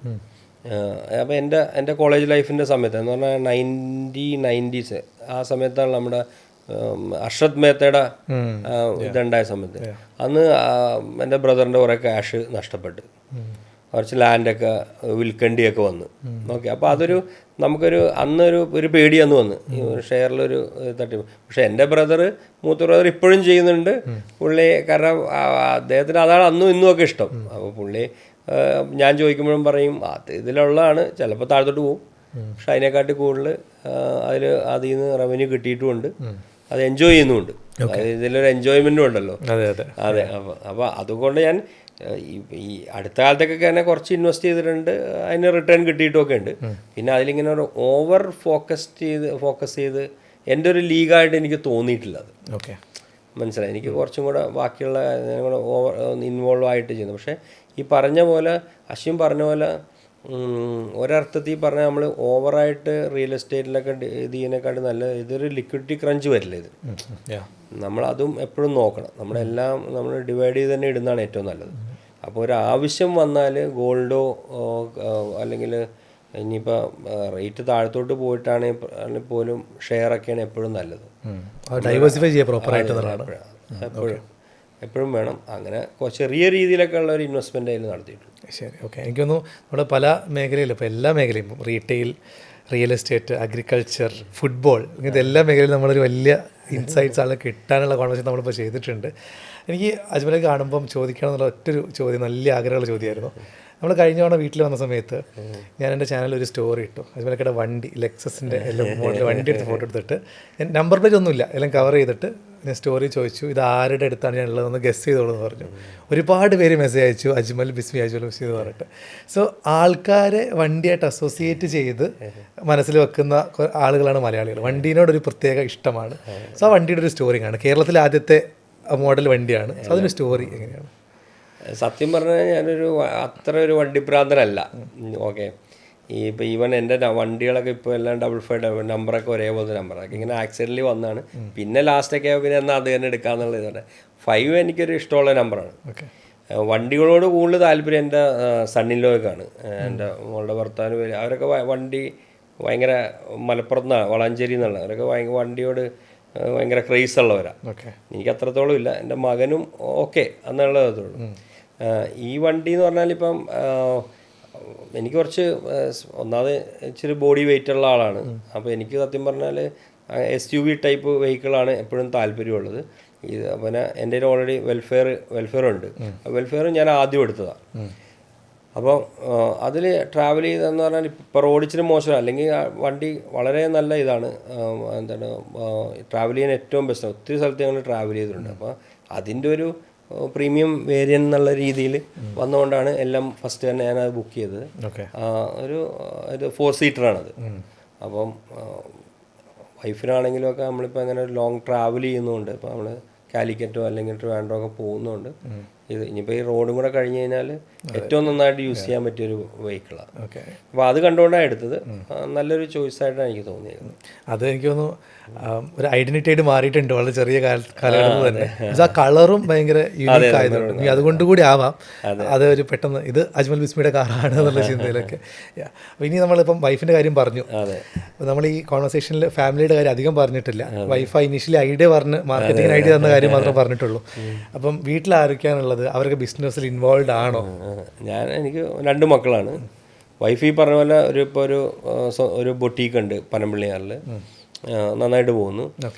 മോള് കല്യാണം കഴിഞ്ഞ് ദുബായിലാണ്, സണ്ണിലോയും ബിസിനസ്സിലാണ്, ഓയിൽ ഫീൽഡിലൊക്കെ തന്നെ. അപ്പം മോള് ഫാഷൻ സ്റ്റൈലിസ്റ്റാണ്. ഇപ്പം ഇപ്പോൾ അവരൊരു ജന്ന എന്നും പറഞ്ഞൊരു കമ്പനി ഫോം ചെയ്തിട്ട് ഇപ്പോൾ ഒരു എക്സിബിഷനൊക്കെ കണ്ടക്ട് ചെയ്തിരുന്നു. മറ്റേ അവന്യൂ സെൻറ്ററിൽ നല്ല സക്സസ് ആയിരുന്നു. ഒരു 6 months ബാക്ക് ആയിരുന്നു ഫാഷൻ. എനിക്ക് തോന്നുന്നൊരു 10-30-40 ബുട്ടീക്ക് അവർ ഒരു ഫാഷൻ ഇതായിരുന്നു, കൊണ്ടുവന്നിട്ട് അതെ ബുട്ടീക്കാരെ കൊണ്ടുവന്നിട്ട് ചെയ്തതാണ്. ഭയങ്കര ഇൻസ്റ്റൻറ്റ് സക്സസ് ആയി. അപ്പോൾ ഇനിയിപ്പോൾ ദുബായിലാണ് അടുത്തത് ഷോ നടത്തുന്നത്. 2 days നവംബറിൽ ഉണ്ട്. ബോംബെ പ്ലാൻ ചെയ്യുന്നുണ്ട്. ഭയങ്കരമായിട്ട് അതിൽ ഇൻവോൾവ് ആയേക്കുന്നു. മോൾക്ക് അതാണ് കൂടുതൽ ഇഷ്ടം, ഫാഷൻ ഇൻഡസ്ട്രിയായിട്ടാണ് താല്പര്യം. പിന്നെ യൂസഫ് ഇപ്പം ഡിഗ്രിക്ക് എന്നാലും ബിസിനസ്സിലൊക്കെ നല്ല ആക്റ്റീവ് ഇൻവോൾവ് ആണ്. എല്ലാത്തിലും ഒക്കെ ഒരു സേ ഉണ്ട്, ഒരു അഭിപ്രായം പറയും, ഡീപ്ലി ഇൻവോൾവ് ആവും. അങ്ങനെ ബിസിനസ്സിനോടൊരു താല്പര്യം കാണുന്നു. അപ്പം എൻ്റെ ബിസിനസ്സിൽ തന്നെ വേണമെങ്കിൽ കണ്ടിന്യൂ ചെയ്യും, അല്ലെങ്കിൽ സ്വന്തമായിട്ട്, രണ്ടാണേലും നമുക്ക് സന്തോഷമുള്ളൂ. നല്ല രീതിയിൽ ആക്റ്റീവായിരിക്കുക എന്നുള്ളതാണല്ലോ കാര്യം. അപ്പം ഇപ്പം നെട്ടൂരാഗ്രഹയുടെ പല കാര്യങ്ങളും അതിൻ്റെ മാർക്കറ്റിംഗ് സൈഡിലൊക്കെ തന്നെ നന്നായിട്ട് ഇൻവോൾവ് ചെയ്ത് വന്നിരുന്നു. അത് യൂസഫിനെ ഇങ്ങനെ പോസ്റ്റ് കാണാറുണ്ട്, ലിങ്ക്ഡിനിലെ കാണാറുണ്ട്. ഞാൻ മെജോറിറ്റി കാര്യങ്ങൾ അങ്ങനെ അറിയുന്നത്. അതുകൊണ്ടാണ് ഇപ്പൊ അജ്മലോട് പറഞ്ഞത് ഇങ്ങനത്തെ കാര്യത്തിലൊക്കെ പുറകോട്ടാണ് അതാ പറഞ്ഞത്. അജ്മലൊക്കെ സോഷ്യൽ മീഡിയ ചാനലൊക്കെ തുടങ്ങേണ്ട കാലം അതിക്രമിച്ചിരിക്കുന്നു. സത്യം. ഞാൻ പണ്ട് മറ്റേ കൊറോണയുടെ സമയത്തെ എനിക്ക് കുക്കിംഗ് ഭയങ്കര ഇഷ്ടമാണ്. സ്വന്തം കുറേ കുക്ക് ചെയ്യും. ഭയങ്കര നല്ലൊരു കുക്കും ഉണ്ട്. ഞങ്ങൾ 2 പേരും കൂടെ കുറേ കുക്ക് ചെയ്യും. അങ്ങനെ ഒരു ദിവസം കൊറോണ സമയത്താണല്ലോ ഈ സോഷ്യൽ മീഡിയ ഇങ്ങനെ പോയല്ലോ. അപ്പോൾ ആ സമയത്ത് ഞാനൊരു താറാവ് റോസ്റ്റ് ഉണ്ടാക്കിയിട്ട് വീഡിയോ ഇട്ടിട്ട് ഭയങ്കര ഹിറ്റ്. അങ്ങനെ 2-3 ഇട്ടു. അന്നെല്ലാം ഭയങ്കര ഹിറ്റ്. അപ്പോൾ എന്നോട് അന്ന് പറയലും ചോദിച്ചൊരു കുക്കിംഗ് ചാനലൊക്കെ തുടങ്ങുന്നത് പറഞ്ഞത്. കൊറോണ കഴിഞ്ഞ് കച്ചവടത്തിനോട് പിന്നെ ഇതൊക്കെ നമ്മൾ അതിൽ നിന്നൊക്കെ കൊണ്ട് മാറി. കുക്കിംഗ് ചാനൽ തുടങ്ങാനുള്ള സമയമൊന്നും ഉണ്ടായിക്കൊള്ളുന്നില്ല, എന്നാലും ഒരു പ്രസൻസ് എന്തായാലും വേണമെന്നുള്ളതാണ് എനിക്കത് വ്യൂവേഴ്സിന് എല്ലാവരും ആഗ്രഹമായിരിക്കും. കാരണം ഇപ്പം നമ്മൾ ഏതൊരു ഫൗണ്ടറിനെ നമ്മൾ ഇൻസ്റ്റാഗ്രാമിലൊക്കെ തുടങ്ങുവാണെങ്കിൽ ഞാൻ കൃഷി സംബന്ധമായിട്ട് എന്തെങ്കിലും തുടങ്ങുള്ളൂ. എനിക്കിഷ്ടം അതാണ്. അല്ല നമ്മളിങ്ങനെ ഫാമിലൊക്കെ ട്രാവൽ ചെയ്യുമ്പോൾ അതിൻ്റെയൊക്കെ എടുത്ത്, കാരണം കുറേയും കൂടെ അതിൽ കുറേ പേര് ഇൻസ്പയർ ആയിട്ട് വരട്ടെ എന്നുള്ളതാണ് എനിക്കിഷ്ടം. കാരണം നാട്ടിൽ നമുക്ക് ഇഷ്ടം പോലെ ലാൻഡുകൾ കേരളത്തിലുണ്ട്. അത് എങ്ങനെയൊക്കെ ഡെവലപ്പ് ചെയ്യാൻ പറ്റുന്നുണ്ടെങ്കിൽ അതിനൊരു ഇത് സ്പാർക്ക് കൊടുക്കാൻ പറ്റുമെങ്കിൽ അതാണ് എനിക്ക് കൂടുതൽ താല്പര്യം. ഈ കുക്കിങ്ങിൽ താല്പര്യമുള്ളതുകൊണ്ട് നമുക്കൊരു റെസ്റ്റോറൻറ്റ് പ്രതീക്ഷിക്കാമോ? ഇടയ്ക്ക് കാണുമ്പോൾ ഇങ്ങനെ പറയും, ഞാനും വൈഫും കൂടെ പറയും റെസ്റ്റോറൻറ്റ് തുടങ്ങണം എന്നുള്ളത്. ചെയിനല്ല, നമ്മൾ തന്നെ നിന്ന് അല്ലെങ്കിൽ നമ്മുടെ ഒരു നല്ല ആക്റ്റീവ് ഇൻവോൾവ്മെൻ്റ് ഉള്ള ഒരു നല്ലൊരു നാടൻ റെസ്റ്റോറൻറ്റ് തുടങ്ങണം എന്നൊക്കെ ഭയങ്കര ആഗ്രഹമുണ്ട്. അപ്പോൾ നമ്മുടെ കുക്കിനോടും പറയും. അല്ലെങ്കിൽ സമയം പോലെ സമയം പോലെ അതെ എല്ലാത്തിനും ഒരു സമയമുണ്ടല്ലോ. ഇപ്പൊ നമ്മള് ഷെഫ് പിള്ളയൊക്കെ ചെയ്യുന്നത് കാണാറില്ല, ഓരോ ബ്രാൻഡ് ക്രിയേറ്റ് ചെയ്യാണ്. അതെ അതെ പനമ്പിളിയിൽ ആട് ആട് മാത്രം അങ്ങനത്തെ ഒരു ബ്രാൻഡ്. അപ്പം നമുക്കൊരു സ്പെഷ്യാലിറ്റി ഉണ്ടാവും. ഉടനെ ഒരു റെസ്റ്റോറന്റ് പ്രതീക്ഷിക്കുന്നു. ചെറുതാണെങ്കിലും അടിക്കണം, നാടൻ റെസ്റ്റോറന്റ് അടിക്കണം, തുടങ്ങണം. ഓക്കെ, നമ്മൾ വെയിറ്റ് ചെയ്യുന്നു. ഞാനൊരു ഭക്ഷണപ്രിയനാണ്, അതുകൊണ്ട്. അപ്പോൾ നമ്മൾ എല്ലാ മേഖലയിലുള്ള ഒരുവിധം കാര്യങ്ങളൊക്കെ ചർച്ച ചെയ്തു. ആളുകൾക്ക് ഹെൽപ്ഫുൾ ആവുന്ന ഒരുപാട് ഇൻസൈറ്റ്സ് കിട്ടിക്കാണെന്ന് പ്രതീക്ഷിക്കുന്നു. കിട്ടിയിട്ടുണ്ട് എനിക്ക് ഉറപ്പാണ്. നമ്മൾ ആ രീതിയിൽ ഇനിയിപ്പോൾ ഒരു കുറച്ചാഴ്ചയിൽ നമ്മൾ പോസ്റ്റും ചെയ്യും. അപ്പം എന്തായാലും താങ്ക് യു സോ മച്ച്. ഇത്രയും ഇൻസൈറ്റ്സ്, കാരണം ഇത്രയും വർഷങ്ങളെടുത്ത് ബിൽഡ് ചെയ്ത ഒരാളുടെ എക്സ്പീരിയൻസ് കിട്ടുക എന്ന് പറയുന്നത് ചെറിയ കാര്യമല്ല. ഓൾസോ ഒരു ബിസിനസ് ബിൽഡ് ചെയ്ത് തരുന്ന ആൾക്ക് ഒരുപാട് മിസ്റ്റേക്കുകളിലൂടെ കടന്നു പോകണം. അപ്പോൾ അതിലേക്ക് എങ്ങനെ കടന്നു പോകാതിരിക്കുക എന്നുള്ളത് നമ്മൾ പുസ്തകങ്ങളിൽ നിന്നും ആളുകളിൽ നിന്നാണ് മനസ്സിലാക്കുന്നത്. അപ്പോൾ അത് ഷെയർ ചെയ്യാൻ ഇവിടെ എത്തിച്ചേർന്നതിനും ആൻഡ് ഒരു മേജർ പോഡ്കാസ്റ്റ് ആയിട്ട് ആദ്യമായിട്ട് നമ്മളുടെ പോഡ്കാസ്റ്റ് വന്നതിനും വലിയ താങ്ക് യു. എല്ലാത്തിനും all the best. Thanks a lot.